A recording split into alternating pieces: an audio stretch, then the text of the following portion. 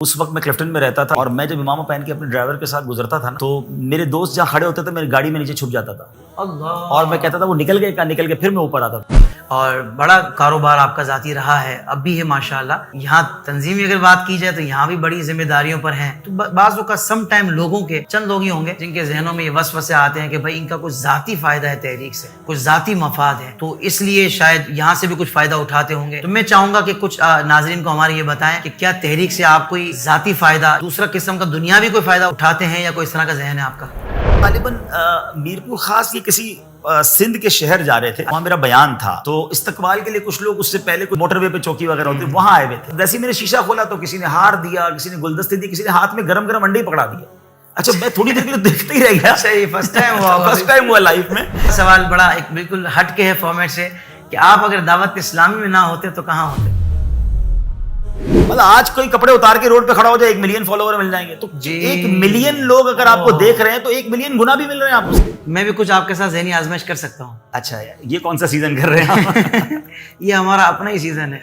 حضرت ابی شیبہ رضی اللہ عنہ صحابی رسول ہیں، اور ہم جب وہاں بازار پر گئے نا تو ہم نے تو نارمل ریکارڈنگ کی، لیکن اس وقت ایک چیز میں نے محسوس کی کہ ہم سارے مدنی قافلے والوں پر رکت آ رہی ہو، سبھی رونے لگے دعا میں، اور بڑا ماحول بن گیا۔ ایسا ریکارڈنگ کر کے ہم آ گئے تو مجھے میرے ایڈیٹر نے بلایا کہ عبدالعلی بھائی ذرا آئیے گا، آپ سے کام ہے۔ تو میں گیا تو انہوں نے کہا یہ آپ کو کچھ نظر آ رہا ہے؟ تو میں نے کہا یہ نظر تو کچھ نہیں آ رہا، کریں دیکھیے ہم مزار شریف میں جنبش ہو رہی ہے۔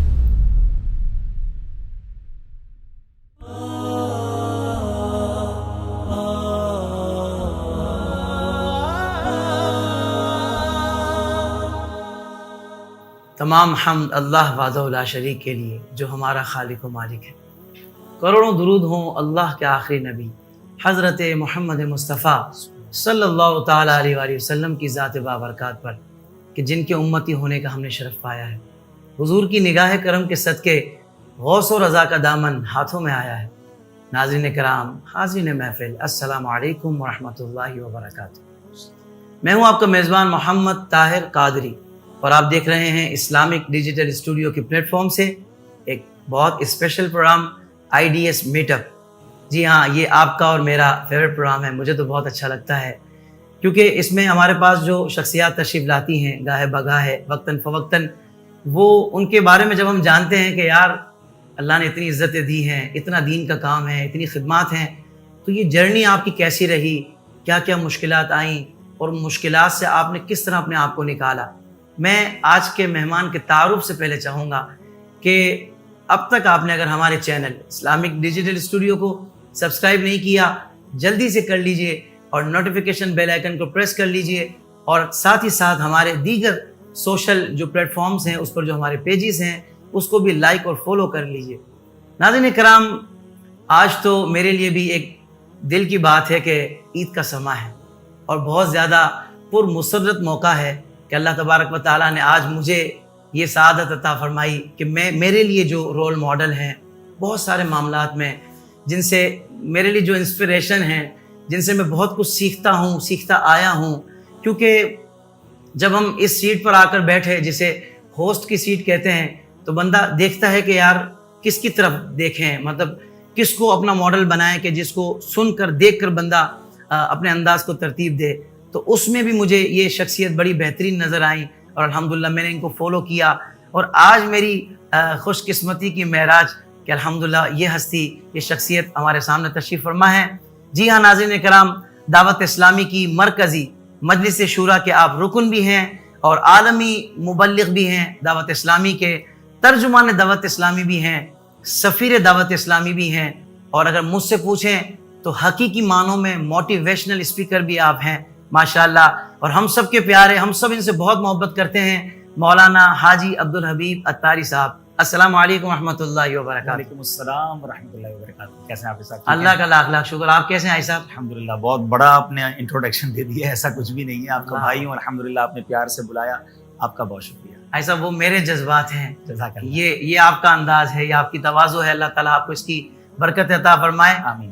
ویسے تو ظاہر بات ہے کہ ہوسٹ کے لیے تو مشکل تھوڑی بازوں کا تب ہو جاتی ہے کہ جب یعنی ایک ڈرائیور کے لیے مشکل تب ہوتی ہے جب برابر میں بھی ڈرائیور بیٹھا ہو، لیکن آپ ماشاءاللہ ہمہ جہت شخصیت ہیں، بہت سارے شعبہ جات میں آپ صف اول میں ہمیں نظر آتے ہیں، اللہ تعالیٰ آپ کے اقبال کو اور بلند فرمائے، آپ کی دینی خدمات کو قبول فرمائے۔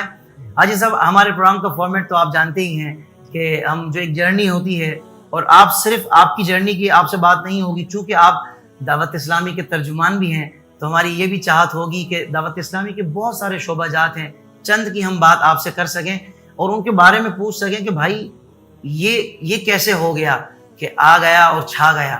کیونکہ کوئی بھی شعبے میں جو پہلے سے لوگ ہوتے ہیں نا، ان کی بڑی اس بات پہ ہی وہ ختم نہیں ہوتی کہ بھائی ہم پرانے ہیں، جس انداز سے ہم نے کیا نا اس طرح کرتے ہوئے، یہ بچے ہیں ابھی، مطلب عمومی میں بات کر رہا ہوں۔ لیکن ماشاءاللہ دعوت اسلامی جس شعبے میں قدم رکھتی ہے تو پھر یوں مجھے ایسا لگتا ہے کہ بھائی لائن یہاں سے شروع ہو گئی ہے، اب پیچھے لوگ لائن میں لگنا شروع ہو جاتے ہیں۔ یقیناً یہ شیخ طریقت امیر اہل سنت کا خصوصی فیضان ہے، اور ان پر اور ان کی دعوت اسلامی پر اللہ اور اس کے رسول عز و جل و صلی اللہ تعالیٰ علیہ وآلہ وسلم کا خصوصی لطف و کرم ہے، یہ بات تو یقینی ہے۔ پر وہ جو دنیاوی تقاضے ہیں اس کے حوالے سے بھی ہم حاجی صاحب سے پوچھیں گے۔ حاجی صاحب، آپ کی اجازت ہو تو میں آپ سے سوالات شروع کروں انشاءاللہ۔ اچھا، یہ پہلا سوال بڑا ایک بالکل ہٹ کے ہے فارمیٹ سے، کہ آپ اگر دعوت اسلامی میں نہ ہوتے تو کہاں ہوتے؟ اللہ نہ کرے میں دعوت اسلامی میں نہ ہوتا، کیونکہ دعوت اسلامی ہماری زندگی اور بدل دیا اس نے ہمیں۔ یقیناً دعوت اسلامی نہ ہوتی تو ہم جیسے بہت سارے نوجوان شاید ماڈرن لائف گزارتے۔ طاہر بھائی، آپ کو پتہ ہے کہ جب بندے کے پاس مال و دولت ہو اور والدین کا وہ بڑا بیٹا ہو اور بچپن سے ہی اس کے پاس اگر گاڑی بھی ہو، تو آج کے دور میں اس کا گناہوں سے بچنا یا ماڈرن لائف سے بچنا تو بہت مشکل ہے۔ میں وہ خوش نصیب ہوں جس کو بچپن سے ہی دعوت اسلامی کا ماحول ملا۔ میں کہہ سکتا ہوں کہ میں نے اپنی آنکھیں یا ہوش سنبھالا تو دعوت اسلامی کے مدنی ماحول میں سنبھالا، تو یہ اللہ کی رحمت ہو گئی مجھ پر، ورنہ واقعی دعوت اسلامی نہ ہوتی تو ہو سکتا ہے ہم بھی کاروبار کر رہے ہوتے اور دنیا کی رنگینیوں میں مست ہوتے۔ آج جو کچھ ہے دعوت اسلامی کا صدقہ ہے۔ ویسے واقعی آپ نے بالکل بجا فرمایا، صرف یہ آدھا جملہ ہی جب بات شروع ہوتی ہے دعوت اسلامی نہ ہوتی تو اچانک اندھیرا آ جاتا ہے۔ یقین مانے میں صرف یہ آدھے جملے سے بھی گھبرا جاتا ہوں۔ ہم کہاں ہوتے ہیں؟ اللہ کا کروڑوں کروڑ شکر ہے کہ دعوت اسلامی ہے سر، اور لاکھوں نہیں بلکہ کروڑوں لوگوں کی زندگیوں میں اجالا اور روشنی اس تنظیم کی بدولت۔ اللہ تعالیٰ میری دعوت اسلامی، آپ کی دعوت اسلامی، ہم سب کی دعوت اسلامی کو سلامت ہمیشہ آباد رکھے، صبح قیامت تک یہ دین کی خدمت کرتے رہیں، اور بلکہ وہاں بھی جو قافلہ ہونا اپنا جنت میں جانے والا، تو اس میں بھی ہم دعوت اسلامی کے ساتھ ساتھی جنت میں بے حساب ہمیں داخلہ عطا ہو جائے۔ طاہر بھائی، ساری عمر شکریہ ادا کرتے رہنا امیر اہل سنت کا، دعوت اسلامی کا، تو یہ قرض ادا نہیں ہو سکتا۔ ہم، ہماری نسلیں، ہماری اولاد، یعنی آپ کس چیز کی بات کریں گے؟ ہمیں مکہ مدینہ کی تڑپ کس نے دی؟ ہمیں اعلیٰ حضرت کا تعارف کس نے کرایا؟ ہمیں عشق رسول میں رونا کس نے سکھایا؟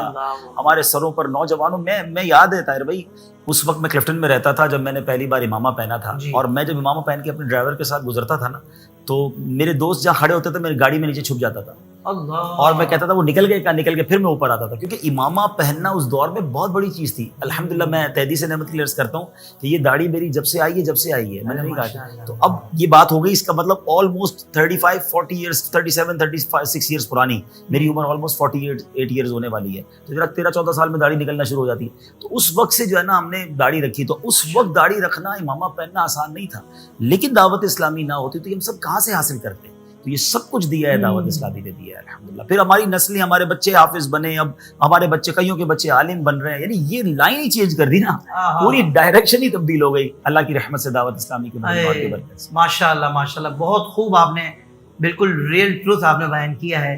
اچھا، ساتھ ہی ساتھ میں یہ بھی جاننا چاہتا ہوں، ماشاءاللہ سفر بہت ہے آپ کی زندگی میں، اور اللہ کا کروڑوں کروڑ شکر ہے کہ وہ اللہ اس کے رسول کے کام کے لیے، یہ بڑی پیاری بات ہے۔ تو کبھی ذہن میں خیال آیا کہ اتنا سفر، اتنا وقت آپ نے جو آپ تحریک کو یا تنظیم کو یا اللہ اس کے رسول کے کاموں کو آپ دے رہے ہیں، بظاہر اگر یہ وقت یا اتنا ہی وقت آپ اپنے بزنس کو دیتے تو کہاں سے کہاں ہوتے؟ کبھی یہ بات کسی موقع پہ ذہن میں آئی؟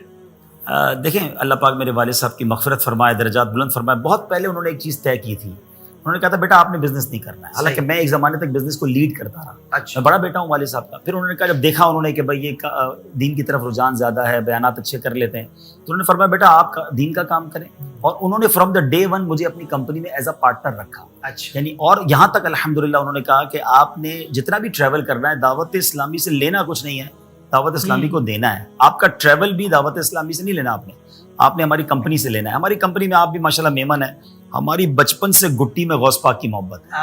ہم نے اپنی کمپنی میں ایک اکاؤنٹ غوث پاک کی نیاز کا بنایا ہوا ہے. وہ فرام ڈے ون سے بنایا ہوا ہے. تو ہم مثال کے طور پہ جو بھی پروفٹ ہوتا ہے اس کا 5% جو ہے وہ غوث پاک کی نیاز میں ہوگا. تو والد صاحب نے بڑا پیارا جملہ کہا تھا کہ اس سے اچھی غوث پاک کی نیاز کون سی ہوگی کہ آپ ساری دنیا میں دین کا کام کریں, نیاز والے پیسے ہم آپ کو دے دیں گے, تو آپ کی ٹکٹیں بنتی رہیں گی, آپ یہاں سے اٹھا لیا کریں. تو بس وہ اسی وقت سے یہ چلتا رہا. باقی ایک جملہ تو بڑا مشہور ہے, میں خود بھی اپنے بیان میں کئی بار کہتا ہوں کہ جو میرے نصیب میں ہے وہ مجھ سے کوئی چھین نہیں سکتا, اور جو نصیب میں نہیں وہ مجھے کوئی دے نہیں سکتا. تو اگر یہ سوچوں کہ میں اگر یہ کام نہ کرتا تو بہت پیسے کما لیتا, جو میرے نصیب میں مجھے مل رہا ہے اور اللہ کی رحمت سے بہت اچھا مل رہا ہے. پھر اس کا دوسرا جواب یہ بھی ہے طاہر بھائی, پیسے کمانے والے تو دنیا میں بہت سارے ہیں, اربوں خربوں پتی ہیں. جو کام اللہ نے ہمیں عطا فرمایا اس کو کرنے والے کتنے ہیں. تو جب آپ کو یہ موقع ملا ہے تو اس کو نہ چھوڑیں, یہ پیسوں سے بڑھ کر اور بہت بڑھ کر ہے. اللہ قبول فرما لے تو یہ تو آخرت کی وہ میں سمجھتا ہوں لاٹری ہے. پچھلے دنوں میں ہمارے, کیونکہ جس طرح آپ نے موٹیویشن کی بات کی تو میرے پاس بہت ساری مجلسیں ہیں, تو میں ہماری مجلس تاجران کو مشورہ کر رہا تھا. میں نے کہا علماء کرام کی سیرت پڑھیں. انہوں نے اپنی زندگی میں, بعض علماء نے ایک مسجد بنائی یا ایک مدرسہ بنایا اور وہ پوری زندگی اسی کو بنانے میں گزر گئی. اخلاص میں تو ہم ان کے قدموں کی جوتی کے برابر بھی نہیں ہیں اور مرتبہ ان کا بہت اونچا ہے, لیکن دعوت اسلامی کا صدقہ دیکھیں کہ آج ہمارے ایک فون پر یا 10 منٹ کی ملاقات سے مسجد بن جاتی ہے یا مدرسہ بن جاتا ہے یا جامعۃ المدینہ بن جاتا ہے. تو یہ نوکری کتنی اچھی ملی ہے, میں یہ کتنا اچھا کام ملا ہے کہ اگر ہم اپنی لائف میں یہ کام کریں تو پتہ نہیں کتنے جنت میں محل بنا لیں گے. تو کری جاؤ بھائی یہی کام. تو الحمدللہ یہ صدقہ ہے دعوت اسلامی کا. تو پھر پیسے, میں آپ کو مثال دیتا ہوں. ابھی اسی رمضان کی بات ہے, ہم ایک جگہ افطار میں بیٹھے تھے مدینہ منورہ میں, تو ایک شخصیت ملاقات کے لیے آئی, پہلی ملاقات زندگی پہ, میں نہیں جاتا تھا وہ مجھے جانتے تھے, آپ کو بہت دیکھتے ہیں چینل پہ, یہ وہ تھوڑی دیر ملاقات ہوتی, بڑی محبت کا اظہار کیا. میں نے کہا آج پہلی ملاقات ہے, تحفہ نہیں دیں گے؟ کہتے ہیں آپ بتائیں کیا تحفہ چاہیے. میں نے کہا مجھے مسجد چاہیے. بولا آپ بتائیں کدھر مسجد بنانی ہے. میں نے کہا بس آپ نیت کر لیں, بدران کو آپ کے پاس بھیج دوں گا, آپ ان سے مسجد بنوا دیں. کا ڈن ہو گیا. ڈن ہوا, تھوڑی دیر ہوئی تو ایک اسلامی بھائی آئے, ان کو آج کل ماشاءاللہ دعوت اسلامی کا ڈیجیٹل پین قرآن آیا ہوا ہے, تو میں نے ان کو وہ پریزنٹ کیا کہ دیکھیں کتنا اچھا ہے, تھوڑا کھول کے ان کو دکھایا. تو انہوں نے کہا 1000 پین قرآن آپ میرے لیے لے لیں, میرے والدین کی اصحال ثواب کے لیے میں تقسیم کروں گا. یہ دونوں ملا کے تقریباً 2.25 کروڑ روپے کی ایک طرح سے نیتیں ہو گئی. تو میرے ساتھ ایک بہت بڑے بزنس مین بیٹھے تھے. میں نے کہا یہ بتاؤ آج کے دن میں کتنے کمایا آپ نے؟ کہتے ہیں ابھی بھائی عمرے پہ آئے, یہاں کہاں سے کمائیں گے. میں نے کہا دیکھیں میں نے 1 گھنٹے میں 2.25 کروڑ کما لیے. تو اب مجھے بتائیں ایسا کاروبار تو دنیا میں کوئی اور نہیں ہے نا. میں اپنی دکان پہ بیٹھ کر, اپنی فیکٹری پہ بیٹھ کر تو ہی نہ کماتا. اللہ قبول کر لے تو وارے نہیں آ رہے. کتنا بڑا صدقہ جاری ہے, وارے نہیں آ رہے. تو یہ کام تو مجھے یقین کرے اور کوئی کام اچھا لگتا بھی نہیں اب. سبحان اللہ. یعنی گویا آپ کی گفتگو سے میں نے اندازہ لگایا کہ وہ صاحب حیثیت احباب کہ جو واقعی اللہ نے جن کو نوازا ہے, تو وہ بھی جب اللہ نے سب کچھ دے دیا ہے, نواز دیا ہے, تو اس کے شکرانے میں ہی اب اس راہ میں لگ جاؤ. یا اگر پریکٹیکلی نہیں لگ سکتے تو اپنا مال دیکھیں نا, مال کے ذریعے بھی بندہ دین کی بہت خدمت کر سکتا ہے. میں تو طاہر بھائی پیسے والوں کو ایک بات کہا کرتا ہوں, اللہ نے دنیا تو بہت اچھی کر دی نا, اب آخرت اچھی کی فکر شروع کر دو, ورنہ یہاں اچھا اور وہاں برا ہوا تو کیا کرو گے. ادھر نرم بستر کے بغیر نیند نہیں آتی, اے سی کے بغیر نیند نہیں آتی, قبر میں کیڑے پڑ گئے تو کیا کرو گے. بستر ادھر بھی نرم ہے ادھر بھی نرم کرنے کی فکر کرو نا. اللہ نے یہاں لگژری رکھا ہے, اب ادھر لگژری کی تیاری کرتے ہیں. ہمیں تو زیادہ فکر کرنی چاہیے. اللہ, بہت پیاری بات ہے ماشاءاللہ صاحب. اچھا, حالیہ دنوں میں جو آپ کے اپارٹمنٹ والا یہ جو سانحہ ہوا, اللہ کرے جن لوگوں کا نقصان ہوا اللہ تعالیٰ اس نقصان کی تلافی فرمائے, ان کو نعم البدل عطا فرمائے.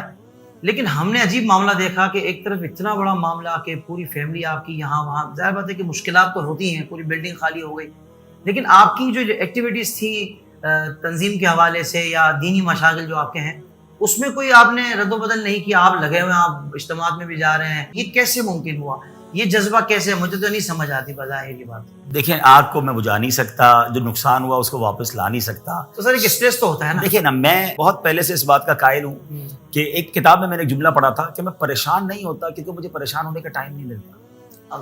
آپ کے پاس ٹائم ہوگا نا, آپ زیادہ پریشان ہوں گے کیونکہ آپ زیادہ سوچیں گے. میں آپ کو فارمولا دے دیتا ہوں, دور بھی ناظرین آپ کے ہوں گے, زندگی میں جب ٹینشن آئے نا آپ مصروف کر لیں اپنے آپ کو. وہ ایک وقت ہے, وقت گزرے گا, وہ ٹینشن ختم ہو جائے گی, وہ وقت نکل جائے گا, لیکن اس وقت کو سوچتے سوچتے آپ الٹا بیمار ہو جائیں گے, پریشان ہو جائیں گے. بہت لوگ انزائٹی میں آ جاتے ہیں, ٹینشن میں آ جاتے ہیں, ڈپریشن میں چلے جاتے ہیں. آپ اپنے آپ کو اتنا بیزی کر لیں, اور خاص طور پہ دین کے کاموں میں بیزی کریں. اور ہم نے روایتوں میں پڑھا ہے جو اللہ کے کاموں میں لگ جاتا ہے اللہ اس کے کام آسان کر دیتا ہے. اور پھر دوسری بات یہ کہ میں تو پرسنلی یہ سمجھتا ہوں کہ جب ہم قرآن, میں خود بیان کرتا ہوں, آپ بیان کرتے ہیں, ہم دوسروں کو صبر کا درس دیتے ہیں کہ ان اللہ مع الصابرین. اب تو موقع آیا تھا, اب تو ٹیسٹ آیا ہے, اب ٹیسٹ میں فیل تو نہیں ہونا نا. اللہ کریم نے تو قرآن میں پہلے وعدہ فرما دیا, وَلَنَبْلُوَنَّكُمْ بِشَيْءٍ مِّنَ الْخَوْفِ وَالْجُوعِ وَنَقْصٍ مِّنَ الْأَمْوَالِ وَالْأَنفُسِ وَالثَّمَرَاتِ. پھر آگے کیا فرمایا, وَبَشِّرِ الصَّابِرِينَ. تو صبر والوں کے لیے خوشخبری ہے نا. تو اللہ کی رحمت ہے، سب بہتر ہو گیا. مجھے تو دیکھیے بہت ایک اور بھی ایمان تھا، اس بلڈنگ کی چھت پہ ہم نے ایک شاندار بہت بڑی نالن پاک لگائی ہوئی ہے. میرا گھر ٹاپ آف دا بلڈنگ ہے، اس میں شاندار تبرکات ہیں. میں نے کہا ان چیزوں کی ہوتے ہوئے کچھ نہیں ہونا، جو سر پہ رکھنے کو مل جائے نالے پاک حضور، تو پھر کہیں کہ تاجدار ہم بھی ہیں، تو پوری بلڈنگ کے سر پہ نالن پاک ہے. تو اللہ کی رحمت ہے، سب خیر ہے انشاءاللہ. یعنی یوں کہہ سکتے ہیں کہ ان کی برکت سے بڑی چھوٹے میں ٹل گئی. ایسا ہی ہے، اللہ پاک جان پہ نہیں ہے، یہ اللہ کی بہت رحمت ہے، اللہ کی رحمت ہے. تو ٹینشن آتی ہے اور یہ آئے گی زندگی کی. ایک جملہ نگران شورا بڑا پیارا فرماتے ہیں کہ زندگی کی گاڑی مسائل کے پہیوں پہ چلتی ہے. مسائل تو آئیں گے، آپ تیار رہیں اور پہلے مینٹلی پریپیئرڈ رہیں گے کہ اچھا جیسے ہی آپ کے اوپر کوئی مشکل آئے نا، بیماری آئے، کاروبار کا لاس آئے، گھر میں پریشانی، آپ سمجھ لیں آپ کا ٹیسٹ شروع ہو گیا، آپ ریڈی ہو جائیں، پریپیئرڈ فار ایگزامینیشن. جی اب مجھے پاس ہونا ہے اس میں، کیونکہ آپ اس سے پاس ہو جائیں گے تو پھر اس کی رحمتیں، اس کی برکتیں، گناہوں کی معافی اللہ کریم. ماشاء اللہ ماشاء اللہ، اللہ آپ کے اس جذبے کو سلامت رکھے. اور واقعی سننا اور بیان کرنا ان باتوں کو سم ٹائم آسان ہوتا ہے، بٹ پریکٹیکل کا ٹائم آتا ہے نا تو اچھے ہل جاتے ہیں. لیکن ناجی صاحب نے ماشاءاللہ انہوں نے کر کے دکھایا، یہ بھی دعوت اسلامی کا فیضان ہے. ناجی صاحب اتنا آپ کی مصروفیات رہتی ہے، پہلے بھی اس حوالے سے بات ہوئی ہے کہ فیملی کو کس طرح ان کا ٹائم کو مینیج کرتے ہیں. بلکہ میرے تو ذہن میں یہ بھی آ رہا تھا، ایک طرف میں دیکھتا ہوں کہ مسلسل آپ کا سفر، پھر دوسری طرف دیکھتا ہوں کہ اتنے سارے شعبوں کے ذمہ دار، پھر میں یہ دیکھتا ہوں کہ ریکارڈنگز بھی آپ کی، پروگرامز بھی آپ کے بہت زیادہ ہوتے ہیں. تو یہ تو نہیں حضرت مشکل لگتا ہے. یعنی ایک چیز میں بندہ ماشاءاللہ پرفیکٹ ہو سکتا ہے یا پراپر وقت دے سکتا ہے، لیکن سب چیزوں کو، اور پھر اس میں فیملی تو بھی ذکر ہی نہیں ہے. تو ظاہر بات ہے الحمدللہ آپ جیسے لوگ اگر حقوق کی ادائیگی نہیں کرتے تو پھر کون سے لوگ کرتے ہیں جو دینی الحمدللہ شعور رکھتے ہیں اور جنہوں نے دین پڑھا ہے، وہ ان چیزوں کا بھی خیال رکھتے ہیں کہ ہم نے کس طرح بچوں کو ٹائم دینا ہے، اپنی باقی فیملی کو ٹائم دینا ہے. ایسا کیسے مینیج کرتے ہیں؟ دیکھیں اگر آپ کی فیملی آپ کے ساتھ کوپریٹو ہو تو بہت سارے کام آسان ہو جاتے ہیں فرام ڈے ون. بیکاز میں جیسے میں نے آپ کو کہا کہ میں دعوت اسلامی کے مدنی ماحول میں شروع سے ہی تھا، تو جب میری شادی ہوئی تو دے نو اٹ ویری ویل کہ ان کو پتا تھا کہ بھائی یہ مدنی ماحول میں ہے. اور پھر جیسے ہی شادی ہوئی تو اس کے بعد اور ان کو ایکسپلین کر دیا، اور فرام ڈے ون بہت زیادہ انہوں نے سپورٹ کیا، اللہ ان کی اس جزا دے. اور پھر میں یوں کہتے ہیں نا پورے سال میں، جیسے آپ نے کہا حقوق میں ایک ٹریٹ دے دیتا ہوں ان کو کہ میں سال میں 1 یا 2 بار ان کو مدینہ شریف ساتھ لے جاتا ہوں. تو وہ ان کے لیے وہ کہتے ہیں بھائی یہ آپ نے پورے سال کا جو ہمیں گفٹ دے دی ہے، سالانہ چھٹیاں آفس سے جس طرح. ہاں تو وہ ان کے ساتھ، اور چھٹی تو خیر وہاں بھی نہیں ہوتی، وہاں کچھ نہ کچھ مدنی کام کر ہی رہے ہوتے ہیں، لیکن ایٹ لیسٹ وہ مکہ مدینہ دیکھ لیتے ہیں. حج پہ یا تو لے جاتا ہوں تو وہ ان کا تھوڑا سا ریلیکسیشن ہو جاتا ہے. پھر اس کے بعد بہت شروع میں ایک بات ان کو کہی تھی کہ یہاں مجھے تھوڑا سا وقت دے دو، اور ہو سکتا ہے میں آپ کو بہت زیادہ گھما پھرا نہ سکوں.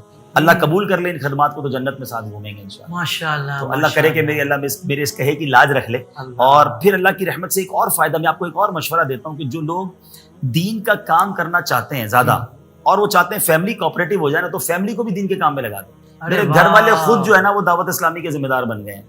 تو اب تو میں گھر جاتا ہوں تو ان کے مدنی مشورے چل رہے ہوتے ہیں.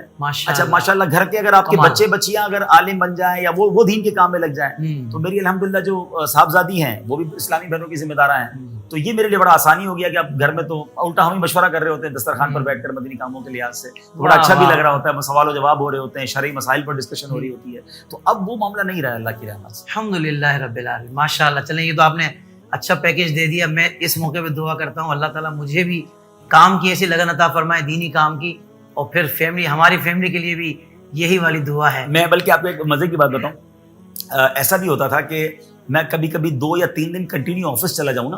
ہمارا آفس پہلے ٹاور کے پاس تھا، تو ابو بھی ہوتے تھے. تو 3 دن بعد ابو پوچھتے تھے خیر تو ہے، فیضان مدینہ نہیں جانا؟ اللہ، یعنی آپ کیوں اتنا آ رہے ہیں بھائی، آپ کو ادھر جانا چاہیے. تو یعنی وہاں سے یہ پش تھا. یہ کمال ہے یہ الحمدللہ. اور میرے والد والدہ کا جملہ تھا کہ بیٹا آپ اگر ہم سے نہیں بھی ملنے آؤ گے نا تو ہم نے آپ کو حقوق معاف کیے ہیں، آپ دین کا کام کرتے ہیں. میری والدہ مرحومہ مجھے کہا کرتی تھی کہ بیٹا تم دنیا میں کہیں بھی ہوتے ہو، میں تمہیں چینل پہ دیکھتی ہوں، سامنے بیٹھ کے کم دیکھتی ہوں. تو میں نے کہا ماں آپ نے بھیجا ہے. میں نہیں بیٹا دین کا کام کرو، میں نے اپنے حقوق معاف. ماشاءاللہ ماشاءاللہ. اللہ ان کی مغفرت فرمائے، آمین. درجات بلند فرمائے، دونوں کی بے حساب بخشش و مغفرت فرمائے، جوار رحمت میں جگہ عطا فرمائے. ایسا آپ کا پہلے سے ماشاءاللہ کاروبار بڑا اچھا، آپ ایک بزنس مین فیملی سے ہیں اور بڑا کاروبار آپ کا ذاتی رہا ہے، اب بھی ہے ماشاءاللہ. تو یہاں تنظیمی اگر بات کی جائے تو یہاں بھی بڑی ذمہ داریوں پر ہیں. تو بعض اوقات سم ٹائم لوگوں کے چند لوگ ہی ہوں گے جن کے ذہنوں میں یہ وسوسے آتے ہیں کہ بھائی ان کا کچھ ذاتی فائدہ ہے تحریک سے، کچھ ذاتی مفاد ہے، تو اس لیے شاید یہاں سے بھی کچھ فائدہ اٹھاتے ہوں گے. تو میں چاہوں گا کہ کچھ ناظرین کو ہمارے یہ بتائیں کہ کیا تحریک سے آپ کوئی ذاتی فائدہ، یعنی ایک نیکیوں والا فائدہ نہیں، دوسرا قسم کا دنیاوی کوئی فائدہ اٹھاتے ہیں یا کوئی اس طرح کا ذہن ہے آپ کا؟ لیکن نیکیوں والا فائدہ تو میں نے شروع میں بتایا کہ ساری زندگی احسان اتارنا چاہوں تو نہیں اتار سکتا، اتنی مہربانی ہے دعوت اسلام، قدم قدم پر فائدہ ہے۔ آج حافظ طاہر نے اگر مجھے بلایا ہے تو اس لیے بلایا کہ میں دعوت اسلامی والا ہوں، نہ ہوتا تو کون بلاتا۔ یہ عزتیں ساری اس کی سبب ہے، میرے سنت کی برکت ہے۔ لیکن اللہ کی رحمت سے مجھے نہیں یاد پڑتا کہ آج تک دعوت اسلامی سے کوئی 1 روپے کا بینیفٹ لیا ہو۔ اللہ نے اتنا دیا ہے تو ہمیں تو اس کام پر خرچ ہی کرنا چاہیے۔ میں تو کہا کرتا ہوں ہمارے پیسوں کا نصیب ہے جو دعوت اسلامی پر یا دین کے کاموں میں خرچ ہو جائے۔ یہ پیسوں کے بھاگ جاتے ہیں کہ وہ کسی کے پیسے جوئے میں خرچ ہوتے ہیں، کسی کے شراب میں خرچ ہوتے ہیں، کسی کے بے حیائی کے کام میں خرچ ہوتے ہیں۔ یہ پیسوں کا نصیب جاگتا ہے کہ اللہ رسول کے دین پر خرچ ہو جائے، تو ہمیں کیا ضرورت ہے لینے کی؟ اللہ نے پہلے اتنا دیا ہوا ہے الحمدللہ۔ اب آپ کے بچے ماشاءاللہ، آپ کا بزنس جو گھر کا جی اللہ نے یہ بڑا کرم کیا کہ پہلے جب میں زیادہ دین کی طرف آیا تو میرا بھائی جوان ہو گیا تھا۔ بھائی اور میرے میں فرق زیادہ ہے عمر میں نا، اور کیونکہ بیچ میں بہنیں ہیں، تو بھائی نے کنٹرول کیا، ابو اور میں اس طرح سے ریٹائرمنٹ لے لی۔ ابو بزرگ ہو گئے تھے اور میں دین کی طرف لگ گیا۔ اور پھر کیا ہوا کہ ابو کے جانے کے بعد والد بچے بڑے ہو گئے، تو اب میرا بزنس جو اب تو اللہ کی رحمت سے 3-4 بزنس ہو گئے، سب بچے دیکھ رہے ہیں اور بہت اچھے انداز سے دیکھ رہے ہیں۔ میں نے تو جانا ہوتا ہے، اگر آفس میں جانا بھی ہوتا ہے تو چائے پی رہا ہوتا ہوں، ان سے پوچھ رہا ہوتا ہوں بتاؤ بھائی کیا ہو رہا ہے، فارغ ہو جاتا ہوں۔ نارملی میرا آفس جانے کا ٹائم بھی اگر ہوتا ہے تو پاکستان میں ہوتے ہوئے بھی وہ عصر سے مغرب ہوتا ہے، بس اس کے علاوہ میں نہیں جا پاتا۔ صحیح۔ ایسا دیکھیں، اللہ پاک نے بہت سارے لوگ ایسے ہیں دنیا میں جن کو نعمتوں سے نوازا ہے، جیسے آپ ماشاءاللہ حسن صورت بھی ہیں اور حسن کلام بھی ہیں، اللہ کی مہربانی سے بہت اچھی فین فالوئنگ ہے۔ اگر سوشل میڈیا کی بات کی جائے تو ہر پلیٹ فارم پہ ماشاءاللہ آپ کی فین فالوئنگ بہت زیادہ ہے، جو عمومی طور پر ریلیجیس جو پرسنالٹیز ہوتی ہیں ان کی نہیں ہوتی۔ لیکن مجھے تھوڑا سا افسوس یہ ہوتا ہے کہ آج کل کے نوجوان جو مطلب اگر فین فالوئنگ بھی جمع کر رہے ہیں تو بھی مقصد اچھا نہیں ہے جمع کرنے کا، اور اگر ہو گئی ہے تو بھی اس کا اچھا استعمال نہیں ہے۔ تو میں چاہوں گا بالخصوص آپ بتائیں کہ اللہ نے نعمتیں دی ہیں، ان کا اچھا استعمال کیسے ہو سکتا ہے، تھوڑا اس پر توجہ دیں۔ میں نے ایک حدیث بہت پہلے پڑھی تھی اور آج میں نے اس سوال کے جواب میں آپ کو بس حدیث سناتا ہوں۔ اتنی پیاری حدیث ہے حافظ صاحب، یہ آپ کے لیے بھی اور میرے لیے بھی اور بہت سارے لوگوں کے لیے۔ جزاک اللہ خیر۔ حضرت سیدنا عبداللہ ابن مسعود رضی اللہ تعالیٰ عنہ اس حدیث کے راوی ہیں، اور رسول کریم اللہ کے آخری نبی صلی اللہ تعالیٰ علیہ وسلم نے فرمایا، اللہ عز و جل اپنی مخلوق میں اس خوبرو نوجوان کو، ذرا اس پہ لفظ پہ توجہ، خوبصورت خوبرو نوجوان کو سب سے زیادہ پسند فرماتا ہے کہ جس نے اپنی جوانی اور حسن و جمال کو اللہ عز و جل کی عبادت میں صرف کر دیا ہو۔ اللہ عز و جل فرشتوں کے سامنے ایسے بندے پر فخر فرماتا ہے اور ارشاد فرماتا ہے یہ میرا حقیقی بندہ ہے۔ اللہ خوبصورتی ہے اور اس کے بعد آپ کے پاس حسن و جمال ہے، اور اللہ نے اگر مال بھی دیا ہے، یعنی یہ دیکھیے یہ وہ چیزیں ہوتی ہیں جو آپ کو گناہ کی طرف ابھارتی ہیں۔ جی بالکل، یقیناً گناہ اٹریکٹ کرے گا جب آپ گڈ لکنگ ہوں گے، جب آپ مالدار ہوں گے یا آپ کے پاس فیم ہوگا تو اب گناہ بڑھ بڑھ کر آئے گا۔ اب امتحان شروع ہو گیا آپ کا کہ آپ اس خوبصورتی کو، اس جوانی کو، اس مال کو، اس منصب کو کیسے یوز کر رہے ہیں۔ اس خوبرو نوجوان کو اللہ بڑا پسند فرماتا ہے جو جوانی عبادت میں گزارے، جو گناہ کی طرف نہ جائے۔ تو میں ان تمام ینگسٹرز کو جن کو اصل میں ایک خبت سوار ہو گیا آج کل کہ یار لائکس بڑھنے چاہیے، فالوورز ہونے چاہیے، بلکہ اب تو سنا ہے کہ ایک دوسرے سے بات ہی ہوتی ہے تمہارے کتنے فالوور ہیں، اچھا اس کے اتنے فالوور ہیں، یعنی ایک دوسرے بندے کو تولا جا رہا ہے اس کی فالوئنگ شپ سے یا اس کے لائک سے۔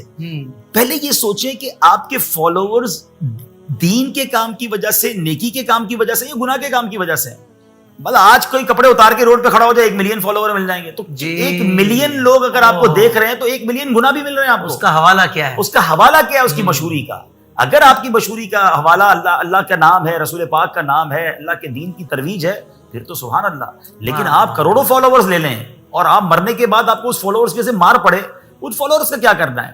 میرا ایک جملہ بڑا وائرل ہوا تھا ایک انٹرویو میں، دوبارہ کہہ دیتا ہوں کہ کافی ینگسٹرز دیکھیں گے، لوگوں کے لائکس کے لیے ایسے کام مت کرنا کہ اللہ اور اس کے رسول تمہیں ان لائک کر دیں۔ اللہ ایسے کام کرو کہ دنیا والے لائک کرے نہ کرے، اللہ اور اس کے رسول کی بارگاہ میں لائک ہو جائے۔ واہ واہ واہ۔ ہم سب سے پہلے یہ دیکھیں کہ 1 کروڑ لائک ملیں گے لیکن اللہ رسول ناراض تو نہیں ہو جائیں گے؟ نہیں چاہیے 1 کروڑ لائک بھائی۔ شیطان دنیا میں بہت مشہور ہے، مشہور ہونا اور ہے، معزز ہونا اور ہے۔ مشہور تو فرعون بھی ہے، حامان بھی ہے، قارون بھی ہو جائے مشہور، اس کے بھی کروڑوں جاننے والے ہیں، اس کو اگر شیطان کا پیج ہوتا ابھی شاید اربوں فالوورز ہو جاتے اس کے۔ تو فالوئنگ شپ اور لائکس کوئی چیز نہیں ہے، آپ اللہ کی بارگاہ میں مقرب ہیں کہ نہیں، معزز ہیں کہ نہیں۔ اچھا پھر لوگ اس کی مثال دیتے ہیں، میری کئی ٹک ٹاکر سے ملاقات رہی، کئی یوٹیوبر سے رہی، تو میں کہتا ہوں نہ کرو ایسا یار، یہ گناہ جاری ہے، تم مر جاؤ گے ویڈیوز باقی رہے گی۔ کہتے ہیں یار ابھی بھائی لائک نہیں ملتے۔ میں نے کہا یار یہ کیوں سوچتے ہو، اگر آپ دین کا کام کرو گے تمہیں 10 لائک ملیں اللہ راضی ہو جائے، یہ ٹھیک نہیں ہے۔ کروڑ لائکس ملے اور رب ناراض ہو جائے، کیا کرو گے ان لائکس کا؟ تو کاش یہ ذہن بن جائے کہ سب سے پہلے ٹارگیٹ تو سیدی اعلیٰ حضرت کا شعر ہے نا طاہر بھائی، انہیں جانا انہیں مانا نہ رکھا غیر سے کام، یہ ٹارگیٹ ہو گیا نا، بیڑا پار ہو جانا ہے، للہ الحمد میں دنیا سے مسلمان گیا، بس یہ زندگی کا ٹارگیٹ بنا لیں۔ دنیا میں مشہوری کس کام کی ہے اگر اللہ رسول ناراض ہے؟ میں کال بھی سنا دیتا ہوں، حافظ صاحب کی آنکھیں اشکبار ہو گئی، واقعی یہ ٹاپک ایسا ہی ہے۔ بد نصیب ہے وہ شخص جس کو دنیا والے چاہتے ہوں اور اللہ رسول کی بارگاہ میں اس کا کوئی مقام نہ ہو، اللہ، اور خوش نصیب ہے وہ بندہ جس کو دنیا والے نہ جانتے ہوں مگر اللہ رسول کی بارگاہ میں وہ مقرر۔ اللہ، میں اور آپ دنیا میں مشہور ہے، یہ مقبولیت کا جو ہے نا سند نہیں ہے، سند یہ ہے کہ اللہ اور اس کے حبیب راضی، اللہ اخلاص دے دے اور ہم سے کام لے لے۔ بلکہ عائشہ صاحب آپ نے ذکر کیا ابھی حوالے کے ساتھ، آپ نے بات ارشاد فرمائی، تو اگر لوگ کہتے ہیں کہ بھائی عزت والا میں ہوں، تو عزت کا تو معیار قرآن نے بیان کیا ہے نا، ان اکرمکم عند اللہ اتقاکم، اللہ کے نزدیک عزت والا وہ جو تقوی والا ہے، اور زیادہ تقوی والا، جتنا زیادہ تقوی والا ہے اتنا اس کی اللہ کی بارگاہ میں۔ اور آپ نے یوٹیوبرز کی ان کی بات کی کہ یار اتنے فالوورز کس کام کے، تو مجھے وہ یاد آ گیا اتفاق ہے اس وقت آپ بھی موجود تھے جب میں نے وہ منظر دیکھا تھا کہ ایک مطلب یوٹیوبر تھے غالباً یا فیس بک کے وہ بڑے چیمپئن تھے، وہ باقاعدہ رو رہے تھے کہ میرا پیج چلا گیا، آپ دعا کروا دیں کہ میرا پیج واپسی آ جائے۔ یعنی نماز کے جانے پر شاید آنکھوں میں آنسو نہ آئے ہوں، ماں باپ کے دنیا سے جانے پر کبھی اس طرح نہ روئے ہوں جو کیفیت ان کے پیج جانے پر ہو رہی چلیے اگر آپ پیج میں پازیٹیو کانٹینٹ ڈال رہے ہیں یا کوئی آپ لوگوں کے، چلیے میں یہ نہیں کہتا اگر دین کا کانٹینٹ نہیں ڈال رہے آپ، دین کے کانٹینٹ کے حوالے سے بھی ایک بات کر دوں کہ اگر آپ دین کا کانٹینٹ ڈالنا چاہتے ہیں تو وہ بھی علماء اہل سنت سے آپ کتابیں لے کر پڑھ کے سنائیں، اپنی طرف سے فتوا نہ دیں، اور گناہ وہ بھی گناہ ہو جائے گا۔ اگر آپ نے غلط کسی کو گائیڈ کر دیا تو وہ الٹا گناہ جاری ہو جائے گا۔ اگر آپ دین کا کانٹینٹ نہیں ڈال سکتے تو کوئی پازیٹیو بات کر لیں، کوئی سبق آموز بات کر لیں، کوئی موٹیویشن کی بات کر لیں۔ میوزک، ناچ گانے اور جناب حرام کام کر کے آپ کو لائکس مل رہے ہیں تو یہ نہ کریں۔ دیکھیں مشہور ہونے کے تو بہت سارے طریقے ہیں، آپ کو پتا ہے آج کل نیگیٹیوٹی بھی ایک مارکیٹنگ ہے۔ جی پبلسٹی اسٹنٹ تو بڑے لوگ، ایک صاحب تھے، یہ بہت کتابوں میں لکھا ہے واقعہ، کہ ایک شخص نے اعلان کر دیا ایک شہر میں کہ کتا کھانا جائز ہے۔ سارے شہر کے علماء کہتے ہیں یہ کیسے ہوگا جائز، ہم مجھ سے مناظرہ کر لیں۔ ایک دن میدان سجایا گیا، پورے شہر کے لوگ آئے، کہا میں دلائل دوں گا، علماء بھی آ گئے، وہ منچ پر آیا کہا اپنے دلائل دو، وہ مائک پہ آیا کہتا معاف کیجیے گا میری غلطی ہو گئی، کتا کھانا جائز نہیں حرام ہے۔ تو کہا تم نے تو کہا تھا جائز ہے۔ کہا دیکھیں نا اس پورے شہر میں مجھے کوئی جانتا نہیں تھا، آج پورے گراؤنڈ نے جمع ہو کے مجھے دیکھ لیا، میں مشہور ہو گیا۔ اللہ، تو غلط بات کر کے مشہور ہونا تو بڑا آسان ہے، کوئی بڑی بات نہیں۔ آپ دیکھیں کہ آپ کانٹینٹ کیا پیش کر رہے ہیں۔ بہت اچھے بھائی صاحب، اللہ آپ کو اس کی جزائے خیر عطا فرمائے، بڑی پیاری آپ نے اصلاح فرمائی ہے۔ امید ہے کہ سوشل میڈیا کا مثبت استعمال کا بہت سارے لوگوں کا انشاءاللہ ذہن بنے گا، اور یہ بھی حاجی صاحب کے لیے صدقہ جاریہ ہوگا۔ ایسا سوال چھوٹا ہے لیکن مجھے اس کا جواب چاہیے کہ زندگی کیا ہے؟ زندگی کا اصل مقصد تو قرآن نے خود بیان کیا نا، الذی خلق الموت والحیات لیبلوکم ایکم احسن عملا۔ ہم نے موت اور زندگی کو اس لیے پیدا کیا کہ دیکھیں تم میں سے کون اچھے عمل کر کے آتا ہے۔ ہم تو ایگزام کے لیے آئے ہوئے ہیں آپ صاحب یہاں پر، ہم امتحان کے لیے آئے ہوئے ہیں، اور ایگزامینیشن ہال میں نا کوئی غفلت نہیں کرتا، ایگزامینیشن ہال میں بندہ پراپر ایگزام کی تیاری کرتا ہے۔ ہمارا حال یہ ہے کہ ہم ایگزام کے لیے آئے ہیں اور سو رہے ہیں، غفلت کی نیند ہے، ٹینشن ہی کوئی نہیں ہے، جا کر جواب کیا دو گے اگر یہ امتحان صحیح نہیں دیا تو؟ اب یہ زندگی کے اعمال کی جانچ ہوگی، اعمال ایسے کر لیں کہ اللہ رسول راضی ہو جائے۔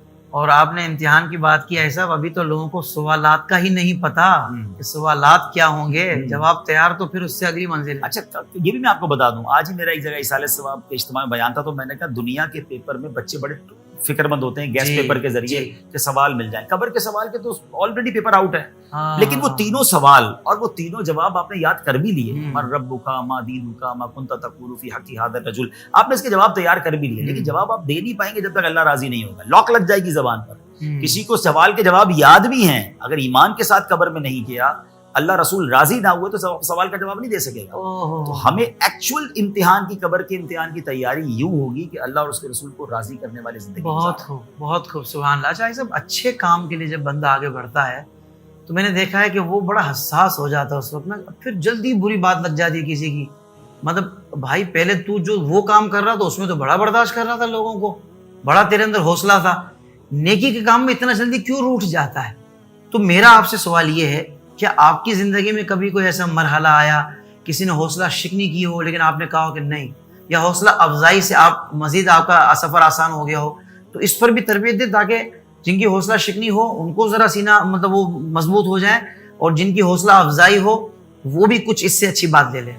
دیکھیے حوصلہ شکنی تو یقیناً ہوئی اور ہوگی بھی. دین کے کام میں جب بھی آپ نیکی کے کام میں آگے بڑھیں گے تو انبیاء کے زمانے سے آپ دیکھیں نا, حضرت نوح علیہ السلام نے آلموسٹ 950 سال اسلام کی دعوت کی, 80 لوگ ایمان لائے. اب میری اور آپ کی کیا اوقات ہے, مارا گیا انبیاء کو, صحابہ کو مارا گیا, خود نبی پاک علیہ السلام کو کتنی تکلیف پہنچائی گئی, تو یہ تو ان کے ساتھ بھی ہوا. خود امیر علیہ سنت کی اگر آپ ہسٹری پڑھیں تو اسٹارٹ میں لوگ کتنے تانے دیتے تھے, کتنی باتیں سناتے تھے. وہ مرد کلندر گھر بیٹھ جاتا تو میں اور آپ کدھر ہوتے.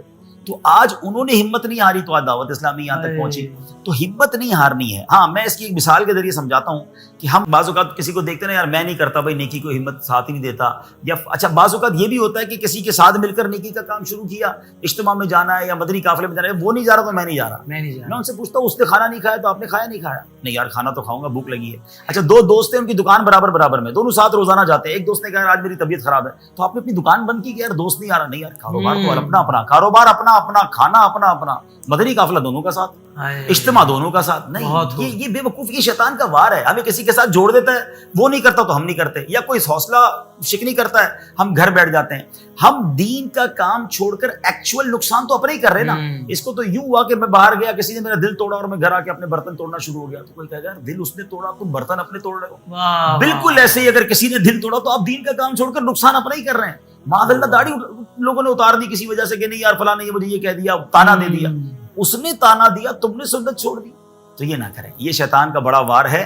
کوئی کتنا ہی ہمت توڑے, اس کا جواب ملے گا آپ کو صبر کا. صبر بھی کریں اور ہمت سے آگے بڑھیں, پھر اللہ تعالیٰ کی مدد ایسی آئے گی کہ راستے کھلتے چلے جائیں. واہ واہ واہ واہ سبحان اللہ. اصل میں ہم بہت جلدی نتیجے چاہ رہے ہوتے ہیں. ایسے ہی ہے, ہم چاہتے ہیں بھائی ادھر نیکی کی ہے اور ادھر فوراً اجر مل جائے. اصل میں نا ہم نتائج پر نظر رکھتے ہیں. ہمارا کام نتیجہ حاصل کرنا ہے ہی نہیں. ہمارا کام تو عمل کرنا ہے, اللہ قبول کر لے. میں کہتا ہوں سارا سال پورا دن اگر کوئی نماز کی دعوت دیتا رہے, کوئی نماز کے لیے نہیں آیا, دعوت کا ثواب تو پکا ہو گیا نا. ہم کہتے ہیں کوئی نہیں آیا تو ہم ہمت توڑ دیتے ہیں. نہیں, ہمارا کام رزلٹ نہیں ہے, ہمارا کام اذان دینا ہے. مؤذن اذان دیتا ہے, کوئی نماز کو آئے نہ آئے. آپ نیکی کا کام کرتے جائیں, اکاؤنٹ میں انشاءاللہ نیکیاں جمع ہو رہی ہیں. ماشاءاللہ ماشاءاللہ سبحان اللہ. ایسا سفر کا مجھے یاد آ رہا ہے کہ وہ آپ کا ایک سفر تھا, منزل ابھی دور تھی اور سردی کا موسم تھا, اور راستے میں کوئی انڈے وغیرہ کوئی اس طرح کا, میں چاہ رہا ہوں آپ کے اگر سننا مل جائے تو آپ کو پتہ ہے جو پیار کرنے والے ہوتے ہیں ان کے انداز نرالے ہوتے ہیں. کیا اس کا پس منظر تھا؟ ہم غالباً میرپور خاص کی کسی سندھ کے شہر جا رہے تھے. اچھا, وہاں میرا بیان تھا, تو استقبال کے لیے کچھ لوگ اس سے پہلے کوئی چوکی, موٹر وے پہ چوکی وغیرہ ہوتی ہے, وہاں آئے ہوئے تھے. تو جیسے میں نے شیشہ کھولا تو کسی نے ہار دیا, کسی نے گلدستے دی, کسی نے ہاتھ میں گرم انڈے ہی پکڑا دیے. اچھا میں تھوڑی دیر کے لیے دیکھتے ہی رہ گیا. صحیح, فرسٹ ٹائم ہوا لائف میں. اچھا میں نے اس لائن کا نام ہی انڈے والی سرکار رکھ دیا ہے. وہ ملتے تو میں کہتا ہوں یہ انڈے بہت محبت سے دیتے ہیں. تو اب وہ, اچھا میں سچ بتاؤں, اتنے ہار تھے گاڑی میں, اتنے گلدستے تھے, لیکن جب شیشہ چڑھ کے گاڑی آ گئی تو کام انڈے ہی آئے ہیں. اللہ, میں وہی کہنے لگا تھا آپ کو ہار والے یاد نہیں رہے ہوں گے, انڈے والے یاد رہے. کیونکہ آپ دیکھیں, اچھا میں اس میں چلے بات چھڑی ہے, آپ کے ساتھ بھی ہوتا ہوگا, یہ آپ کے ویورز کو بھی فائدہ ہوگا. ہمیشہ پروڈکٹیو تحفہ دیں. دیکھیں آپ بھی جاتے ہیں سندھ میں, سب سے زیادہ آپ کو اجرکیں ملتی ہوں گی. کیا کریں گے اس اجرک کا؟ دکان کھولیں گے اجرک کی, سندھی ٹوپیاں مل رہی ہوں گی. یا آپ ذرا پنجاب چلے, اچھا ہاتھ اتنے سارے, گلدستے اتنے سارے. اب میں تو اتنا سمجھاتا ہوں لوگوں کو کہ یار امیر اہل سنت کو اللہ سلامت رکھے. میں کہتا ہوں اس زمین پر میں نے ان سے زیادہ ذہین آدمی نہیں دیکھا. انٹیلیجنٹ ختم ہوتی ہے ان کے قدموں پہ جا کر. یقین کرے طاہر بھائی, ایسے ایسے مشورے دیتے ہیں جو بندہ کتنی کون سی کتاب سے پڑھ کے آئے ہیں یار. اب ان کی آپ سوچ دیکھیں, آپ فرماتے ہیں آپ نے مجھے, مثال کے طور پہ نارمل ہے 2-4 ہزار کے تو ہار نا, آپ بھی جاتے ہیں تو 2-4 ہزار ہار, گلدستہ 5,000 ہو گئے. یہ 5,000 کے ہار اور گلدستہ آپ اپنی گاڑی میں بھی واپس نہیں رکھتے, آپ یہ پہنتے ہیں, یہ اتار کے رکھ دیتے ہیں. اور کسی نئے شہر میں جائے تو بعض اوقات تو پورا ہار سے لاد دیتے ہیں اور جب پتیاں اچھالتے ہیں. ایک بار مجھے یاد پڑتا ہے, میں شکارپور گیا تھا طاہر بھائی, اتنے پھول برسائے ہوں گے انہوں نے اسٹیشن سے لے کے گھر تک کہ شاید شکارپور میں شاید پھول نہیں بچا ہوگا. گھروں کی چھتوں سے, روڈوں پر, میں سوچتے, اچھا وہ تو عزت دی انہوں نے, جو میں نے سب کو بٹھا کے سمجھایا کہ ارے کدھر گئی پھول کی پتیاں. تو یہ امیر اہل سنت کی سوچ یہ کہ اس کی بجائے اگر کتابیں دے دیں, رسائل دے دیں, اچھی کتابیں میں پڑھوں گا ثواب, کسی کو دوں گا تب ثواب. ایک بار میں یونان گیا تھا, گریس, فرسٹ ٹائم.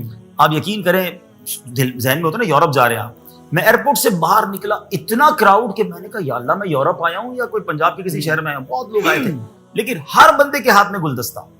میری گاڑی گلدستوں سے بھر گئی, جگہ نہیں بچی, اتنے گلدستے. اب یورپ میں बुके का मतलब आप समझते हैं कि यूरोज में आया होगा ना वो, तो ये कुल मिल मिला के लाखों रुपए के फूल होंगे। मैंने सबको बिठाया, मैंने कहा फूल का क्या करूं मैं, क्या पाकिस्तान लेके जाऊंगा, कल तक सारे मुरझा जाएंगे। इसकी जगह अगर आप मुझे किताबें दे देते। एक साल बाद फिर ग्रीस गया, मुझे याद नहीं था। अच्छा। मैं एयरपोर्ट से निकला, उतने ही लोग थे, सबके हाथ में कोई ना कोई किताब थी, सबने मुझे किताबें दी, उन्होंने याद रखा था। इतनी किताबें जमा हो गई, मैंने बयान खत्म किया और किताबें हर मुलाकात करने वालों को किताब देता गया। तो प्रोडक्टिव तोहफा दें, ये फूल हार अजरक ठीक है, आपका एक त्योहार है, आपका एक रिवाज, एक पे ना देना, हर आदमी पे लाएगा तो क्या करूंगा मैं, आप क्या करेंगे, आप उसकी जगह तस्बीह दे दें, आप किताब दे दें, इतनी दे दें। अब देखिए वो अंडा क्यों याद है कि वो हमने खाया ना, बहुत अच्छे। कोई चीज ऐसी तो दे जो बंदा इस्तेमाल करे, वापस ले जाए और आपको याद रखे, तो हमेशा। अच्छा, इसी तरह हम मेमन है, वो नाम नहीं लूंगा शरबत का, कि जब भी हम हज करने जाते हैं, पहले था तो सबने वो वाला शरबत जो है वो सब पेश करना है, शरबत की बोतल जी। मुझे अच्छी तरह याद है हाफिज साहब, जब मैं पहला हज करने गया, मेरे घर में वो 50 शरबत की बोतलें जमा हुई। मैं शायद पूरा साल पीता तो शरबत खत्म ना होता। फिर मैंने स्टोर वाले को कहा ये ले लो भाई, इसके बदले कुछ और दे दो। जब भी जाएंगे किसी को उम्र में, मिठाई का डब्बा लेके जा रहे, कितनी मिठाई खाएगा भाई आदमी। इमाम साहब को जब भी तोहफा देंगे, जानामाज का तोहफा देंगे, वो कितनी जानामाज बिछा के नमाज पढ़ेंगे। प्रोडक्टिव तोहफा दें। इमाम साहिबान और उलमा के लिए तो बेस्ट ये, आप उनको कैश दें, 500 दे दें, जो देना वो बेचारे को। अच्छा, व्हाइट कलर का सूट दे देंगे, वो सिलवाएगा कहां से, 1500 रुपए 2000 सिलाई हो गई है, तो आप कुछ कैश दे दें जिसको जो जरूरत है वो करें। अपने तहाइफ प्रोडक्टिव बना ले तो चले। वो हो सकता है अंडे वालों की वजह से बहुत सारों को बदरी फूल मिल गया। बल्कि हज़रत आपने तोहफों की बात की, तो मैंने एक आम तौर पे लोगों को जुमला बोलते देखा है, यार ये दे तो दे लेकिन नजर नहीं आएगा। हाँ, थोड़ा वो दिखेगा नहीं उस तरीके से ना, एक टोकरी बनी हुई। मैं आपको बताऊं, मैं यूरोप गया, एक साहब है यूरोप में, यूके में, जब जाता हूं मुझे सॉक्स के तोहफा देता है। अच्छा, मौजे का। अच्छा, मुझे याद रहता है वो बंदा, क्योंकि सॉक्स तो पहनता है ना बंदा, हार पहना देंगे तो क्या याद रहेगा। मैं नहीं कहता मुझे तोहफे चाहिए, मैं समझा रहा हूं लोगों को। अच्छा, एक जगह गया, उन्होंने पता है क्या किया, मुझे चार्जर का तोहफा दिया, पावर बैंक का तोहफा दिया। मैंने कहा ये वो तोहफे हैं बहुत अच्छे। आज के जमाने में जो काम आने वाली चीजें, आप वो दे, आप हार गजरे, अब ये कार्ड, ये बाकी नहीं रहते। तो जिसको भी तोहफा देना है वो तोहफे दें जो आज की जिंदगी में वो इस्तेमाल कर सके। अच्छा, कमाल बात यह है साहब कि तोहफा लेते वक्त तकरीबन यही जज्बात होते हैं। हाँ। कि मुझे मिले तो ये मिले, हाँ। बट मैं दूं तो खाली हार बना दूं, या फिर कोई ऐसा जो उसके काम ही ना आ सके। बहुत प्यारी आपने इस्लाह फरमाई है, अल्लाह आपको इसकी। अच्छा, कोई ये ना समझे कि हाफिज साहब और अब्दुल हबीब भाई अपने लिए ताइफ मांग रहे हैं। मुझे, मैं अपना तो ऐलान करता हूं हाफिज, अपना मुझे कोई तोहफा नहीं चाहिए, हमें कोई तोहफा नहीं चाहिए, हमें दुआएं दे दें, लेकिन किसी को तोहफा दें या हार पहनाएं या अजरक पहनाएं, इसकी जगह कोई ऐसी चीज दें जो उसके काम में आए। और बेस्ट तोहफा किताब है। आप मकतबतुल मदीना की किताबें लेके तकसीम कर दें, इंशाल्लाह जब तक किताबें पढ़ी जाती रहेंगी आपको सवाब मिलता है। माशाअल्लाह, सुभान अल्लाह, बहुत बेहतरीन आपने ये भी तोहफा आपने बेहतरीन दिया है। अच्छा हाजी साहब, आपको माशाअल्लाह सफ़ीर दावत इस्लामी, आप तर्जुमान दावत इस्लामी हैं, तो कितने मराकिज़ यानी कि फैज़ान मदीना दावत इस्लामी कितने ममालिक में बना चुकी है, और आपकी कहाँ कहाँ हाजिरी हो चुकी है? मुझे लगता है तकरीबन सब जगह आप जा चुके होंगे। दावत इस्लामी यूं तो अपना पैगाम ऑलमोस्ट 150 ममालिक से ज्यादा पहुंचा चुकी है, क्योंकि हमारी वेबसाइट पर जब हम चेक करते हैं ना, आपको पता है वेबसाइट पर एक रिपोर्ट जनरेट होती है कि कितने मुल्कों से विजिट किया गया। तो ऑलमोस्ट 180-190 मुल्कों से हमें विजिट किया जा रहा होता है, हमारे प्रोग्राम्स देखे जा रहे होते हैं, डाउनलोड किया जा रहा होता है, तो ये फिगर हमारे पास आ रहा होता है। अगर मैं यूं कहूँ कि 60 से 70 ममालिक वो हैं कि जहाँ दावत इस्लामी प्रॉपर अपने निज़ाम के साथ एग्जिस्ट करती है, जिनमें से कईयों में मराकिज़ भी कायम है। सारे मराकिज़ को विजिट करना इसलिए मुश्किल हो गया हाफिज साहब, मैं अभी यूके में था पिछले हफ्ते, हमारे यूके में 75 मराकिज़ हो गए हैं जी। मुझे 3 दिन इस्लाम लेके घूमते रहे, आखिर में थक गया, मैंने कहा बस जितना देख लिया बहुत है भाई, अब हिम्मत नहीं है। अल्लाह की रहमत से दावत इस्लामी खुद इतनी बड़ी हो गई है कि हम चाहें भी तो उसके सारे मराकिज़ को विजिट नहीं कर सकते। मैंने कहा अब एक दिन हम आएंगे, हमें वीडियो पे सारे मराकिज़ दिखा देना, बाकी हर मरकज़ तक फिजिकली जाना इट्स क्वाइट डिफिकल्ट। हाँ, ये अल्लाह की रहमत से मैं कह सकता हूँ कि शायद ही कोई मुल्क ऐसा होगा, 2-4 होंगे कि जहाँ दावत इस्लामी का काम हो रहा है और मेरी हाजिरी ना हुई हो, और अगर नहीं जा सका तो इंशाल्लाह जाने का इरादा है कि जल्द पहुंच जाऊं। माशाअल्लाह माशाअल्लाह, क्या खूब है बंदा। सफ़र तो बहुत सारे लोग करते होंगे दुनिया में और शौकीन भी होते हैं सफ़र करने के, लेकिन वो सफ़र की क्या बात है। बल्कि हज़रत मैं अभी चूँकि बुज़ुर्गों के अय्याम भी आते रहते हैं, तो हम प्रोग्राम्स की रिकॉर्डिंग करते हैं, तो मैं अंदाज़ा होता है कि बुज़ुर्गों का भी अंदाज़ रहता था सयाहत का जी, लेकिन उनकी सयाहत होती थी उलमा से मिलने के लिए, बुज़ुर्गान दीन साहबा करम अहले बैत के मज़ारात पर हाजिर के लिए, वहाँ से इक्तिसाब फैज़ के लिए। तो ये कितनी प्यारी बात है कि माशाल्लाह सफ़र हो तो इस नीयत से हो कि भाई मैं दुनिया भर में जहाँ भी जाऊँ अल्लाह उसके रसूल के पैगाम को पहुँचाने के लिए। अल्हम्दुलिल्लाह, ये बड़ी सादत है साहब, अल्लाह की रहमत से तकरीबन दुनिया देख ली है दावत इस्लामी के बदरी कामों की। वाह वाह वाह भाई साहब, एक आपका शौक मैंने देखा है, शौक ही कहूँगा, वैसे तो आप बताएंगे क्या है ये, तंजीमी जिम्मेदारी कहेंगे या फिर आपका शौक है कि मज़ारात के हवाले से भी आपकी बहुत सारी डॉक्यूमेंट्रीज मैंने देखी हैं, या आप शौक रखते हैं कि मैं पूरी दुनिया में जहाँ जहाँ मज़ारात हैं انبیاء کرام علیہ السلام کے یا صحابہ کرام یا بزرگان دین کے، شوق ہے آپ کو وہاں جا کر وہاں کی ان کی ہسٹری بیان کرنے کا یا سیکھنے کا، سمجھنے کا، بتانے کا؟ دیکھیے حافظ صاحب، آپ کو پتہ ہے دعوت اسلامی کے مدنی ماحول میں شروع سے ہی ہمیں مزارات اولیاء سے محبت کا درس دیا یہ تو گیا، حقیقت۔ اور ہمارا مدنی قافلے کے مدنی پھولوں میں ہے کہ آپ مدنی قافلے میں جائیں تو پہلے اس شہر میں جو بزرگ کا مزار ہے وہاں حاضری دیں تاکہ وہاں سے فیضان ملے آپ کو۔ سبحان اللہ۔ امیر علیہ سنت کے ساتھ بچپن سے کئی مزارات پر حاضری دی، تو مزارات پر حاضری تو ہم دیتے رہتے تھے۔ یہ اللہ نے اتنی بڑی نعمت مدنی چینل دے دی کہ پھر اس کے بعد کہتے ہیں نا شوق بھی ہو اور وہی کام بھی مل جائے، تو مجھے مدنی چینل کی طرف سے یہ کام مل گیا کہ آپ مزارات اولیاء کی ڈاکیومنٹری بنائیں۔ میں نے اس مدنی چینل پر جو سب سے اولین پروگرام کیے نا، اس میں پہلا یا دوسرا پروگرام تھا فیضان اولیاء، پہلا شاید فیضان صحابہ کیا، پھر فیضان اولیاء کیا، تو اولیاء کرام کی سیرت میں اسٹوڈیو میں بیٹھ کے بیان کرتا تھا۔ پھر آئیڈیا آیا کسی کی طرف سے کہ یار آپ انہی مزارات میں جا کے کریں نا ریکارڈنگ، تو مدنی چینل آؤٹ ڈور شوٹ نہیں کرتا تھا۔ اللہ کی رحمت ہے، اللہ نے احسان کیا کہ سب سے پہلا مدنی چینل کا آؤٹ ڈور شوٹ بھی مجھے کرنے کی سعادت ملی۔ اچھا، تو پھر ہم مزارات کی طرف جانا شروع ہوئے، لیکن حافظ صاحب وہ کتنا ٹف ہے یہ آپ بھی جانتے ہیں۔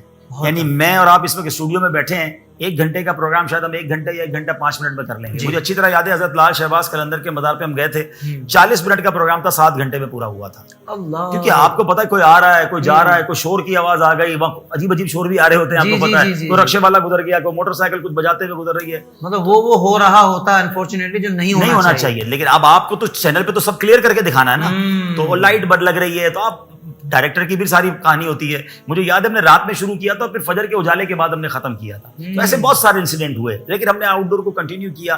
پھر اللہ کی رحمت سے، سرکار کے کرم سے مجھے کئی بار مدنی شریف جانے کا موقع ملتا رہتا، تو مدنی شریف والوں نے کہا کہ آپ ایسا کریں کہ حرمین طیبین کی ریکارڈنگ کریں۔ پھر میں نے زیارات مقامات مقدسہ کیا۔ وہ سلسلے کو جو پاپولرٹی اس زمانے میں ملی، اور لوگ جس طرح پکڑ پکڑ کر دعائیں کرتے تھے کہ ہم تو گھر بیٹھے وہ دیکھ رہے ہیں جو کبھی دیکھا نہیں تھا، آپ نے دکھا دیا۔ اچھا، پھر اولیاء کرام کے بارے میں ایک اور فائدہ لوگوں کو یہ، وہ نام سب نے سنا ہوا تھا، پتا نہیں تھا ان کے بارے میں، تعارف نہیں تھا۔ تو ہم ان کی سیرت جب ان کے بازار پر جا کر یا اس مقام پر جا کر بیان کرتے ہیں، مجھے UK میں لوگ ملے کہ ہم جن بزرگ سے مرید تھے نا، ہمیں ان کے بارے میں نہیں پتا تھا، مدنی چینل کی وجہ سے پتا چلا۔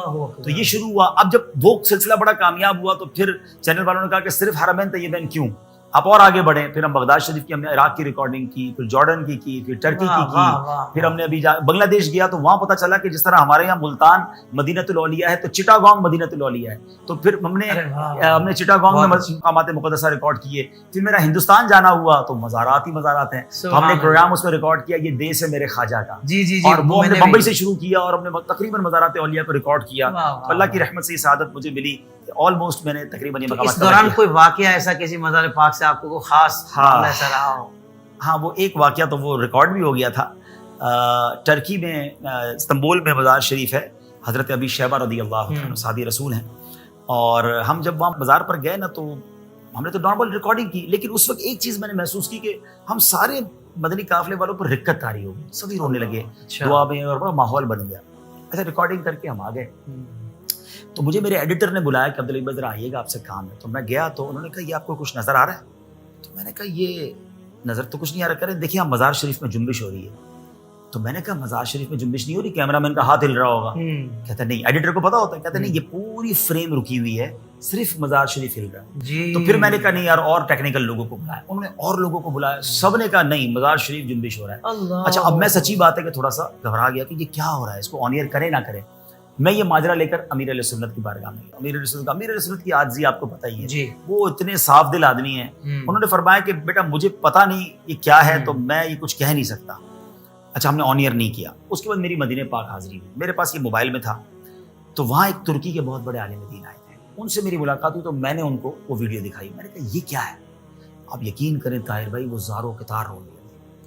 پھر انہوں نے بتایا کہ اس مزار کی طرف سے آپ لوگوں کو اشارہ یہ ہے کہ جتنے لوگ آپ گئے تھے آپ کی حاضری قبول ہوئی ہے۔ اللہ، اس کے بعد ہم نے پھر یہ آن ایئر کیا، اور اس ویڈیو کو دیکھ کر کئی لوگوں کے میسج آئے کہ جو اولیاء اللہ اور صحابہ کرام کے مزارات میں جو اللہ کی رحمت سے ان کو حیات ملتی ہے یا وہ اپنے مزارات میں برکتیں لوٹ رہے ہیں، یہ ہمیں اس ویڈیو کے ذریعے پتہ چلا۔ تو یہ کبھی کبھی اللہ کے کریم کی طرف سے نشانیاں دکھا دی جاتی ہیں، اور میں چاہوں گا اگر آپ اجازت دیں تو اس ویڈیو کو آپ کے چینل کے ذریعے دکھا دیتے ہیں ہمارے۔ جی لازمی، بالکل انشاءاللہ لازمی دکھا دیں انشاءاللہ۔ یہ تو بہت اچھا آپ نے اہتمام کر دیا، بلکہ آپ نے ہمیں اجازت دے دی کہ ہم اس ویڈیو کو لنک دے دیں تو انشاءاللہ۔ آئیے پھر ویڈیو جو ماشاءاللہ یہ ہے تو ہم کیوں محروم رہیں، آپ بھی دیکھیں ہم بھی دیکھتے ہیں، بہت خوبصورت ویڈیو۔ یہ مقامات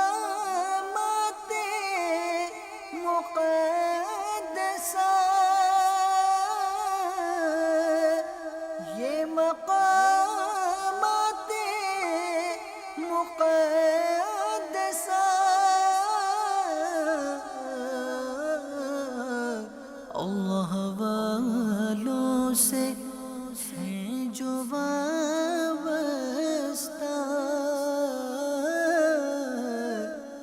ہیں مقامات مقدسہ۔ پیارے اور محترم اسلامی بھائیوں، مدنی چینل کے ناظرین، سلسلہ زیارات مقامات مقدسہ میں ہم موجود ہیں۔ ایک اور زیارت، ایک اور مقدس مقام، حضرت سیدنا ابو شیبہ الخدری رضی اللہ تعالیٰ عنہ۔ آپ کی سیرت کے بارے میں پتہ چلتا ہے کہ آپ بی بی حلیمہ سعدیہ رضی اللہ تعالیٰ عنہا کے فرزند ہیں، اور جو شرف آپ کو ملا، اللہ اکبر، آپ پیارے آقا علیہ الصلوۃ والسلام کے دودھ شریک بھائی ہیں، اور آپ پیارے آقا علیہ الصلوۃ والسلام کی محبت میں زندگی گزاری، اور آخری وقت میں پیارے آقا علیہ الصلوۃ والسلام نے جو ایک حدیث پاک میں قسطنطنیہ کے لشکر کے لیے دعا فرمائی تھی، اس کو بشارت دی تھی، اس بشارت کو حاصل کرنے کے لیے 90 سال کی عمر میں بھی اس جہاد میں شریک ہوئے، اور یہیں شہادت سے سرفراز ہوئے۔ اور آپ نے تمنا کی تھی کہ مجھے قسطنطنیہ کے جو قلعے کی دیوار ہے اس کے قریب ہی تدفین کی جائے، اور آج بالکل اسی دیوار کے سائے میں آپ موجود ہیں۔ مدنی چینل کے ناظرین، آئیے ہم آپ کو ایک عجیب روح پرور منظر دکھاتے ہیں جب دعوت اسلامی کا مدنی قافلہ صحابی رسول حضرت ابو شیبہ رضی اللہ تعالیٰ عنہ کے مزار مبارک پر محو دعا تھا، اچانک حضرت کے مزار مبارک میں جنبش اور حرکت پیدا ہوئی جسے ہمارے کیمرے کی آنکھ نے محفوظ کر لیا۔ آئیے اس منظر کو دیکھتے ہیں۔ الحمدللہ رب العالمین والصلاة والسلام علی سید المرسلین، یا ارحم الراحمین یا ارحم الراحمین یا ارحم الراحمین، یا ربنا یا ربنا یا ربنا یا ربنا یا ربنا۔ مالک کریم، ہم گناہ گاروں کی اس در پر حاضری کو قبول فرما، پروردگار صاحب مزار کی برکت عطا فرما، صحابی رسول رضی اللہ تعالیٰ عنہ کے در دولت پر برستی ہوئی رحمتوں برکتوں میں سے ہم سب کو حصہ عطا فرما۔ جو دکھ درد، جو پریشانیاں، جو غم لے کر آئے ہیں مولا، یہ مبارک مہینہ اور مبارک مزار پر ہم حاضر ہیں، ہم سب کی حاضری اپنی بارگاہ میں قبول فرما، اور ہم سب کے دکھ درد، پریشانیاں، رنج و الم تمام دور فرما، دنیا اور آخرت کی پریشانیوں سے محفوظ فرما۔ اے اللہ، بلا حساب جنت میں ہم سب کو داخلہ عطا فرما، ہمارے والدین کی، سرکار علیہ الصلوۃ والسلام کی ساری امت کی بخشش فرما، دنیا اور آخرت کی پریشانیوں سے محفوظ فرما۔ اے اللہ، بلا حساب جنت میں ہم سب کو داخلہ عطا فرما، ہمارے والدین کی، سرکار علیہ الصلوۃ والسلام کی ساری امت کی بخشش فرما، دنیا اور آخرت کی پریشانیوں سے محفوظ فرما۔ اے اللہ، بلا حساب جنت میں ہم سب کو داخلہ عطا فرما، ہمارے والدین کی، سرکار علیہ الصلوۃ والسلام کی ساری امت کی بخشش فرما۔ اے اللہ، دعوت اسلامی کو پوری دنیا میں ترقیاں عطا فرما، بالخصوص ترکی میں بھی مدنی کاموں کو ترقیاں اور عروج عطا فرما۔ کہتے رہتے ہیں دعا کے واسطے بندے تیرے، کر دے پوری آرزو ہر بے کس و مجبور کی۔ سبحان ربک رب العزت عما یصفون وسلام علی المرسلین والحمد للہ رب العالمین۔ اچھا، یہ سب ایک ایسی تحریک جو ماشاءاللہ کم و بیش 150 سے زائد ممالک میں قرآن و سنت کا کام کر رہی ہے، اس نے ایک ایسے شخص کا انتخاب کیا ہے جو اس تحریک کی دینی، سماجی اور فلاحی کاموں کو ہر پلیٹ فارم پر بیان کر سکے۔ تو اس خدمت کو انجام دیتے ہوئے، یعنی کہ ترجمان دعوت اسلامی، یعنی کہ ریپریزنٹیٹیو آف دعوت اسلامی، کتنا عرصہ آپ کو ہو گیا اس خدمت کو انجام دیتے ہوئے؟ دیکھیں، یہ سب ہمارے مدنی مرکز کی مہربانی ہے، ہمیں تو پتہ بھی نہیں تھا اور یہ اعلان ہو گیا۔ اچھا، آلموسٹ ہماری یہ دعوت اسلامی کی آپ کو خاصیت بتاؤں کہ کسی بھی سیٹ کے لیے کوئی نامینیشن پیپر جمع نہیں کرائے جاتے۔ اچھا، رکن شورا کو 1 گھنٹے پہلے نہیں پتا ہوتا کہ وہ رکن شورا بننے جا رہا ہے، اس کو اعلان سے پتہ چلتا ہے۔ کوئی ایسا فورم نہیں ہے کہ جہاں کوئی درخواست جمع کرا سکے کہ مجھے رکن شورا بننا ہے یا مجھے اتنے ووٹ چاہیے، نہیں۔ دعوت اسلامی کا یہ خاصہ ہے، ذمہ داری ملنے سے تھوڑی دیر پہلے بھی نہیں پتا تو ہمارے بڑے ذمہ داری مشورہ کرتے ہیں اور اعلان کر دیتے ہیں۔ میں مرکزی مجلس شورا کے مشورے میں بیٹھا تھا اور وہاں اعلان ہو گیا کہ اب اچھا، یہ بھی میں آپ کو بتا دوں کہ ترجمان دعوت اسلامی یہ ڈیزگنیشن پہلے تھا ہی نہیں، بالکل ٹھیک یہ ابھی 3 سال پہلے ہی اس کو ریئلائز کیا گیا کہ میڈیا میں یا بہت جگہوں پر کوئی ایک ایسا بندہ ہو جو سب کو، کیونکہ ہر کوئی جواب دے گا تو الگ الگ ہو جائے گا، تو ان کو پھر ترجمان بنا دیا جائے۔ تو ہمارے مدنی مرکز کی مہربانی ہے، انہوں نے ہمیں چن لیا، جب تک ذمہ داری ہوگی کریں گے، جب وہ کہیں گے بھائی آپ کی بجائے ان کی ذمہ داری۔ تو ایسے بھی اتنے سارے کام ہیں، ساتھ ہی ساتھ آپ موبائل پہ بھی مطلب ہمارے جیسوں کو بھی جواب دے رہے ہوتے ہیں، تو یہ اس میں مشکلات نہیں ہوتی؟ کیونکہ ہم نے دیکھا ہے کچھ بڑی جو شخصیات ہوتی ہیں جن کے کام دینی زیادہ ہوتے ہیں، ظاہر بات ہے اس میں ان کی مصروفیات ہوتی ہیں، تو وہ کم سے کم موبائل سے ڈسکنیکٹ رہتے ہیں کسی حد تک۔ تو آپ یہ کیسے آپ نے ذمہ داری لے لی کہ ہاں بھائی یہ بھی میں جواب دے دوں گا؟ اصل میں دیکھیں، میرے پاس جو ذمہ داریاں ہیں دعوت اسلامی کی تقریباً 17-18 ڈپارٹمنٹس ہیں، ماشاءاللہ. تو نارملی ان ڈپارٹمنٹس میں مجھے کمیونیکیشن ہی کرنی ہے. جن لوگوں کی آپ بات کریں نا انہوں نے فتاوا دینے ہوتے ہیں, انہوں نے بہت زیادہ تحقیق کرنی ہوتی ہے, کتابیں لکھنی ہوتی ہیں, وہ کتابوں کے ساتھ وقت زیادہ گزارتے ہیں. اس بات کا مجھے ضرور رنج ہے کہ وہ ٹائم مطالعے کا یا وہ کتابوں کے ساتھ شغف اس لیے نہیں مل پاتا کہ مجھے بہت ٹائم کمیونیکیشن میں دینا پڑتا ہے. لیکن میں ایک چیز زندگی میں سیکھا ہوں کہ اگر آپ نے بہت سارے لوگوں کو ٹیکل کرنا ہے نا تو آپ کی کمیونیکیشن اسکل بہت مضبوط ہونی چاہیے. اگر آپ لوگوں کو رپلائی جلدی دیں گے تو آپ کے ساتھ کام کرنے والے بہت اچھا کام کریں گے. اگر وہ آپ کو ڈھونڈتے ہی رہ گئے تو پھر وہ کام کب کریں گے؟ اگر آپ کسی کے نگران ہیں تو اس بات کی آپ کی ذمہ داری ہے کہ آپ ان کو ہر وقت اویلیبل رہیں. ہاں, اس وجہ سے ایک پرابلم ضرور ہو جاتا ہے, آپ کے ساتھ بھی ہوگا, کہ جب یہ نمبر عام ہو جاتا ہے تو پھر غیر ضروری جو میسیجز اور کال آتی ہے نا اس کی وجہ سے کافی ڈسٹربنس ہوتی ہے. تو وہ میں ضرور ناظرین سے آپ کے چینل کے توسل سے کہوں گا کہ دنیا میں کسی بھی مشہور آدمی کا اگر آپ کے پاس نمبر آ گیا ہے تو اس کا مطلب یہ تو نہیں نا کہ آپ اس کو فون کرتے رہیں. اگر مجھے کسی کے گھر کا پتہ چل گیا تو یہ تو مجھے اجازت نہیں میں گھر کا دروازہ کھٹکھٹانا شروع کر دوں.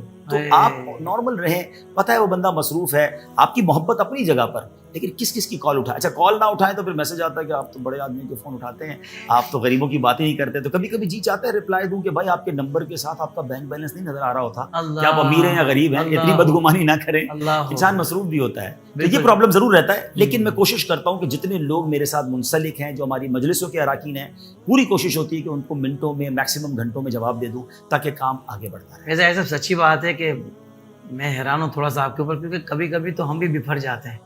مطلب بندہ بولتا ہے مطلب تھوڑا سا بندہ آؤٹ ہو جاتا ہے, اپنا اس کا دماغ تھوڑا سا ٹیمپرمنٹ لوز ہو جاتا ہے. لیکن میں نے جو جہاں تک دیکھا ہے اور جہاں تک سنا ہے کہ آپ پھر بھی ہمبل ہو کر ہی جواب دیتے ہیں. یہ ایک تنظیمی ذمہ داری ہے, یہ وجہ بھی ہوگی اور تربیت بھی ہے. دیکھیں تنظیمی ذمہ داری دونوں جواب آپ نے دے دیے کہ ایک تو تنظیم ہے نا, اگر مجھ سے کوئی ناراض ہوگا تو صرف مجھ سے نہیں ہوگا, وہ میری دعوت اسلامی سے ناراض ہو جائے گا. اور وہ اگر دعوت اسلامی سے ناراض ہوگا تو اس کے دین ایمان کا آگے جا کے پرابلم ہو سکتا ہے, کیونکہ دور گیا تو کہیں اور چلا جائے گا نا, جہاں نہیں جانا چاہیے. تو یہ ہماری ذمہ داری ہے.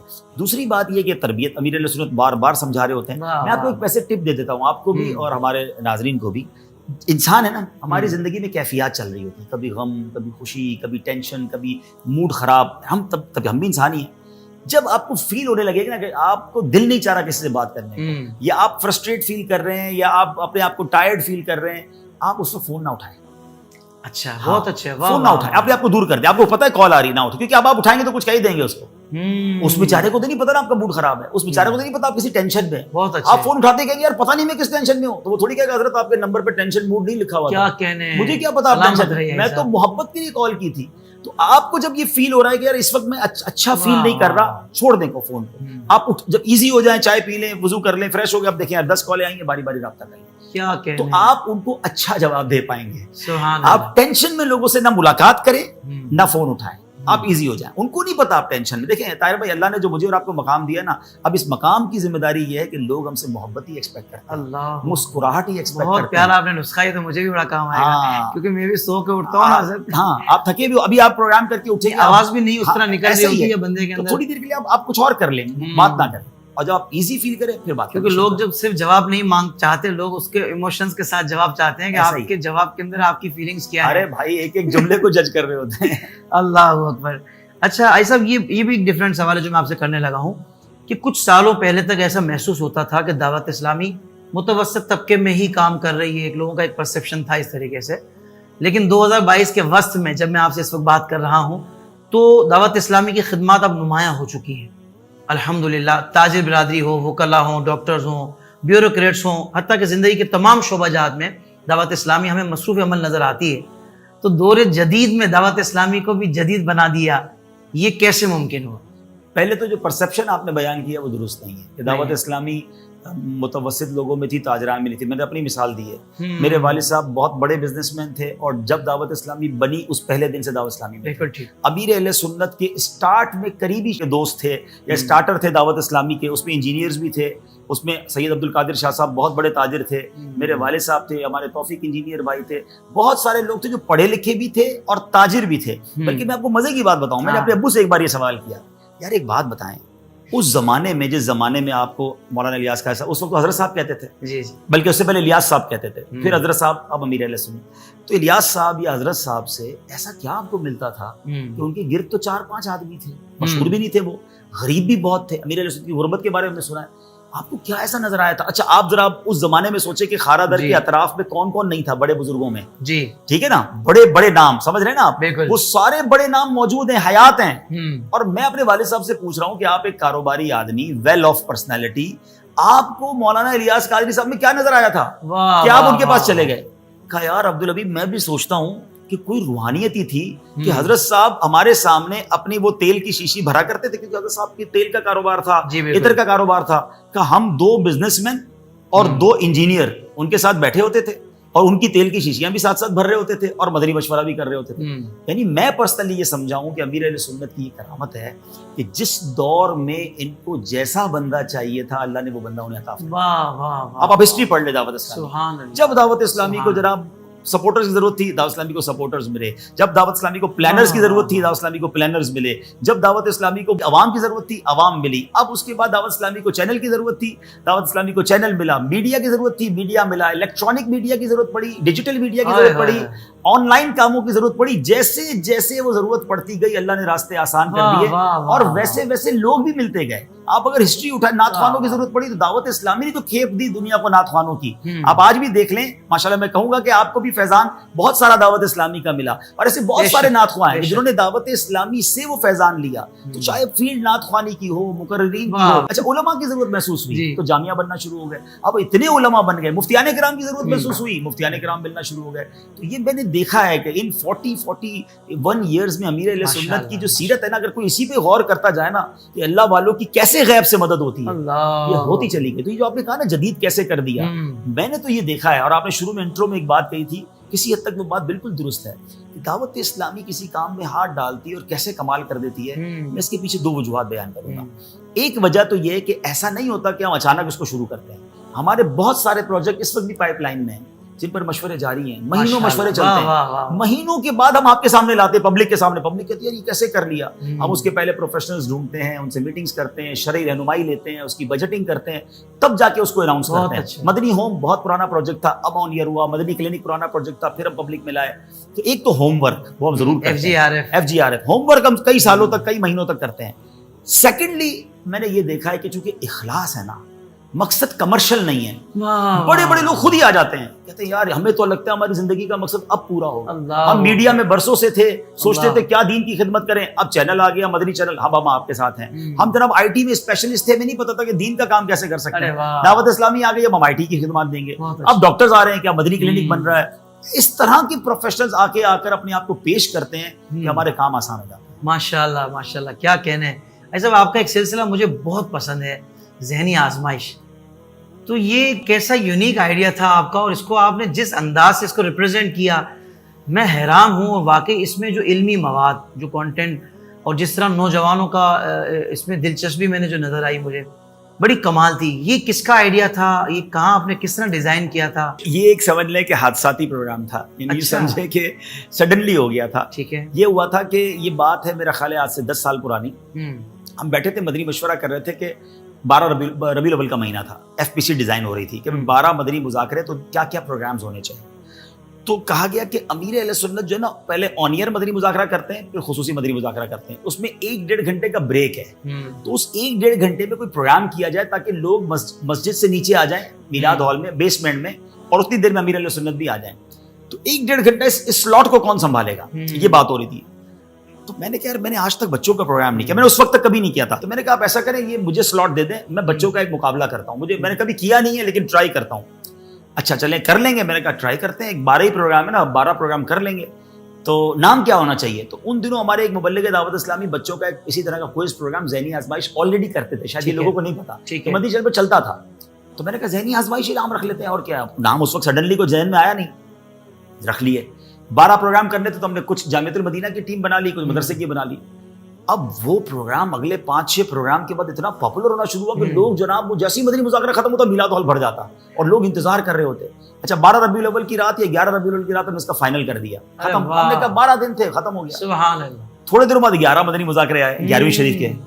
اب میسج آنا شروع ہے دوبارہ ذہنی آزمائش چاہیے۔ تو میں نے کہا ذہنی آزمائش تو پچھلے مہینے کیا ہے، کہ سیزن 2 کر دیں۔ اب ہم نے پھر 11 پروگرام کیے۔ اچھا اس وقت تک کوئی ایسا ذہن میں نہیں تھا کہ یوں آگے جائے گا، یوں آگے جائے گا۔ اچھا 12 اور 11 ہو گئے پھر ختم، لیکن میسج پہ میسج اب دوبارہ کب آئے گا، تو پھر ہم نے سوچا کہ اس کو کرنا چاہیے۔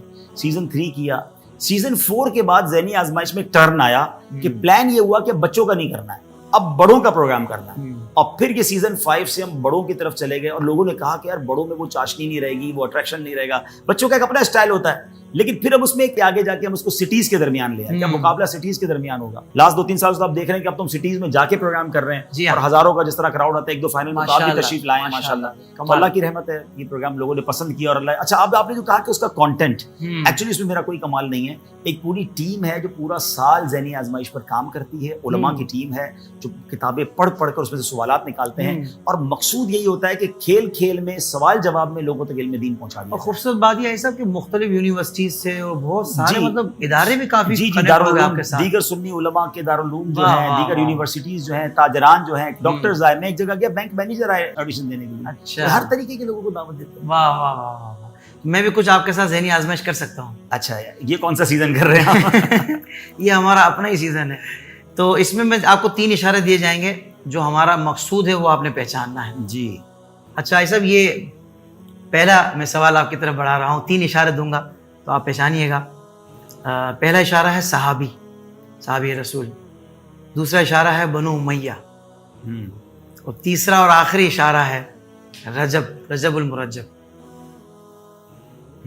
रजबुल मुरज्जब बनु उमैया से हैं और सहाबी रसूल हैं।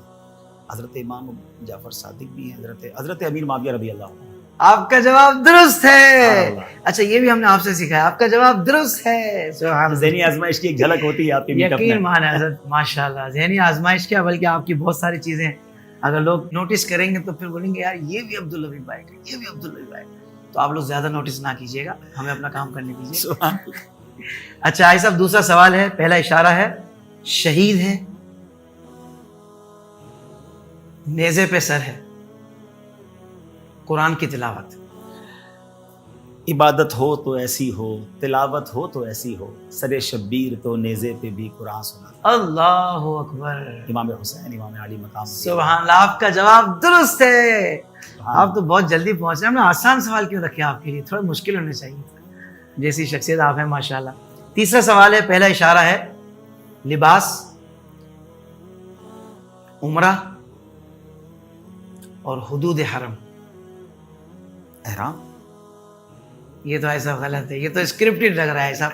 तो लिबास तो उम्रे के लिए एक ही चीज का एहराम ही होता है। और लेकिन तो आप आपने- इतना जल्दी बता रहे हैं तो आप- लोग समझेंगे स्क्रिप्टेड है। वल्ला बिल्ला तल्ला हमारी कोई बात नहीं हुई इस हवाले से, और हमने इनको सवालात भी नहीं दिए थे, इशारे भी नहीं बताए थे, लेकिन ये कुछ ज्यादा ही जीनियस है। हमारे लिए तो और ये क्यों रोज ना का हो, काम ये है। ज़हनी आजमाइश के होस्ट भी।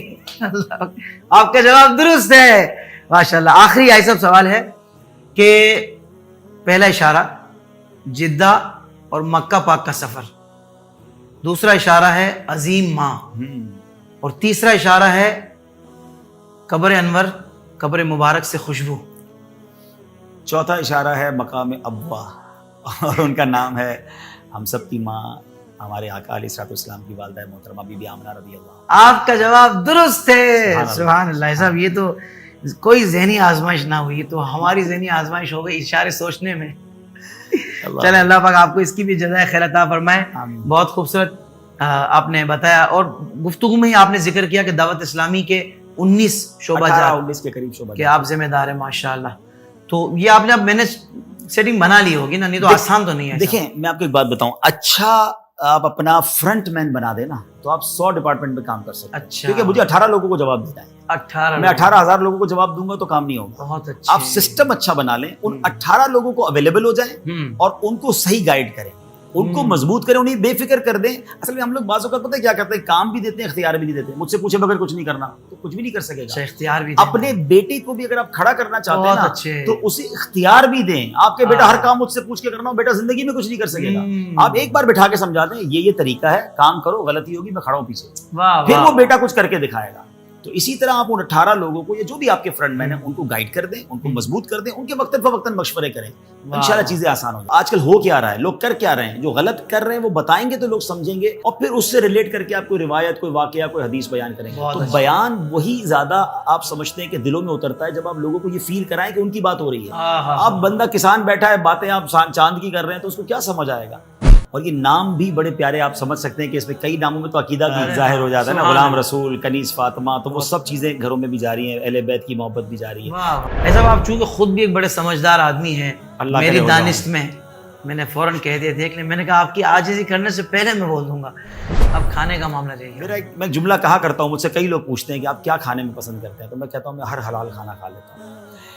میں نے دیکھا ایسا جو بچپن میں تھوڑا سا اس ٹائپ کا ہونا تو پھر وہ آگے چل کر ماشاءاللہ کی رحمت سے بالکل چینج ہو جاتا ہے، یعنی کہ بچپن میں بہت شریف کو بچہ ہوتا ہے نا، میں ٹینشن میں رہتا ہوں یار یہ بڑا ہو کر آگے جا کے پر نکالے گا، میں کہا بھائی ابھی ہو جا، بعد میں نہیں مجھے کرنا۔ لوگ کہتے ہیں یار یہ بہت شرارتی ہے، بہت تیز ہے، میں نے کہا بڑا کام کرے گا یار، میں اندھیرے کے بغیر نیند نہیں آتی، کوئی کہتا ہے یہ والا تکیہ ہوگا تو نیند آئے گی، تو ہماری میمنی میں کہتے ہیں لکڑ ہضم پتھر ہضم، آپ اپنے آپ کو رف اینڈ ٹف بنائیں تب جا کر آپ بڑا کام کر سکیں۔ ماشاءاللہ ایک موقع پر ایسی کیفیت بنی کہ امیر علیہ سنت نے مجھے ایک میٹھی ڈانٹ پلائی، تو میں تو سچی بات ہے ڈر گیا، پیرو مرشد ہے، میں گھر گیا اور میں نے پھر میسج پر معافی کا اور آپ مجھ سے ناراض نہ ہوں ہمارے پیرو مرشد۔ لیکن جب دوسرا دن ہوا تو مجھے امیر علیہ سنت کے جو خادم ہے وہ ہے کہ آپ کے لیے امیر علیہ سنت نے کچھ دیا ہے، تو میں پھر ڈر گیا، میں نے کہا اللہ خیر۔ نیند پوری کرنا اس لیے بھی ضروری ہے، کمال نہیں ہے، لوگ کہتے ہیں میں 3 گھنٹے سوتا ہوں 4 گھنٹے سوتا ہوں، ایک تو آپ بیمار ہو جائیں گے، دوسرا آپ دوسروں کو کاٹنے لگیں گے۔ اجی صاحب یہ ایک بات مجھے سمجھ نہیں آتی، بھائی ہوسٹ تو ماشاءاللہ آپ زبردست ہیں، مبلغ بھی ہیں اور ذمہ دار ایک دعوت اسلامی کے ہیں، آپ نعت خواں بھی ہیں، آپ چاہ کیا رہے ہیں سر؟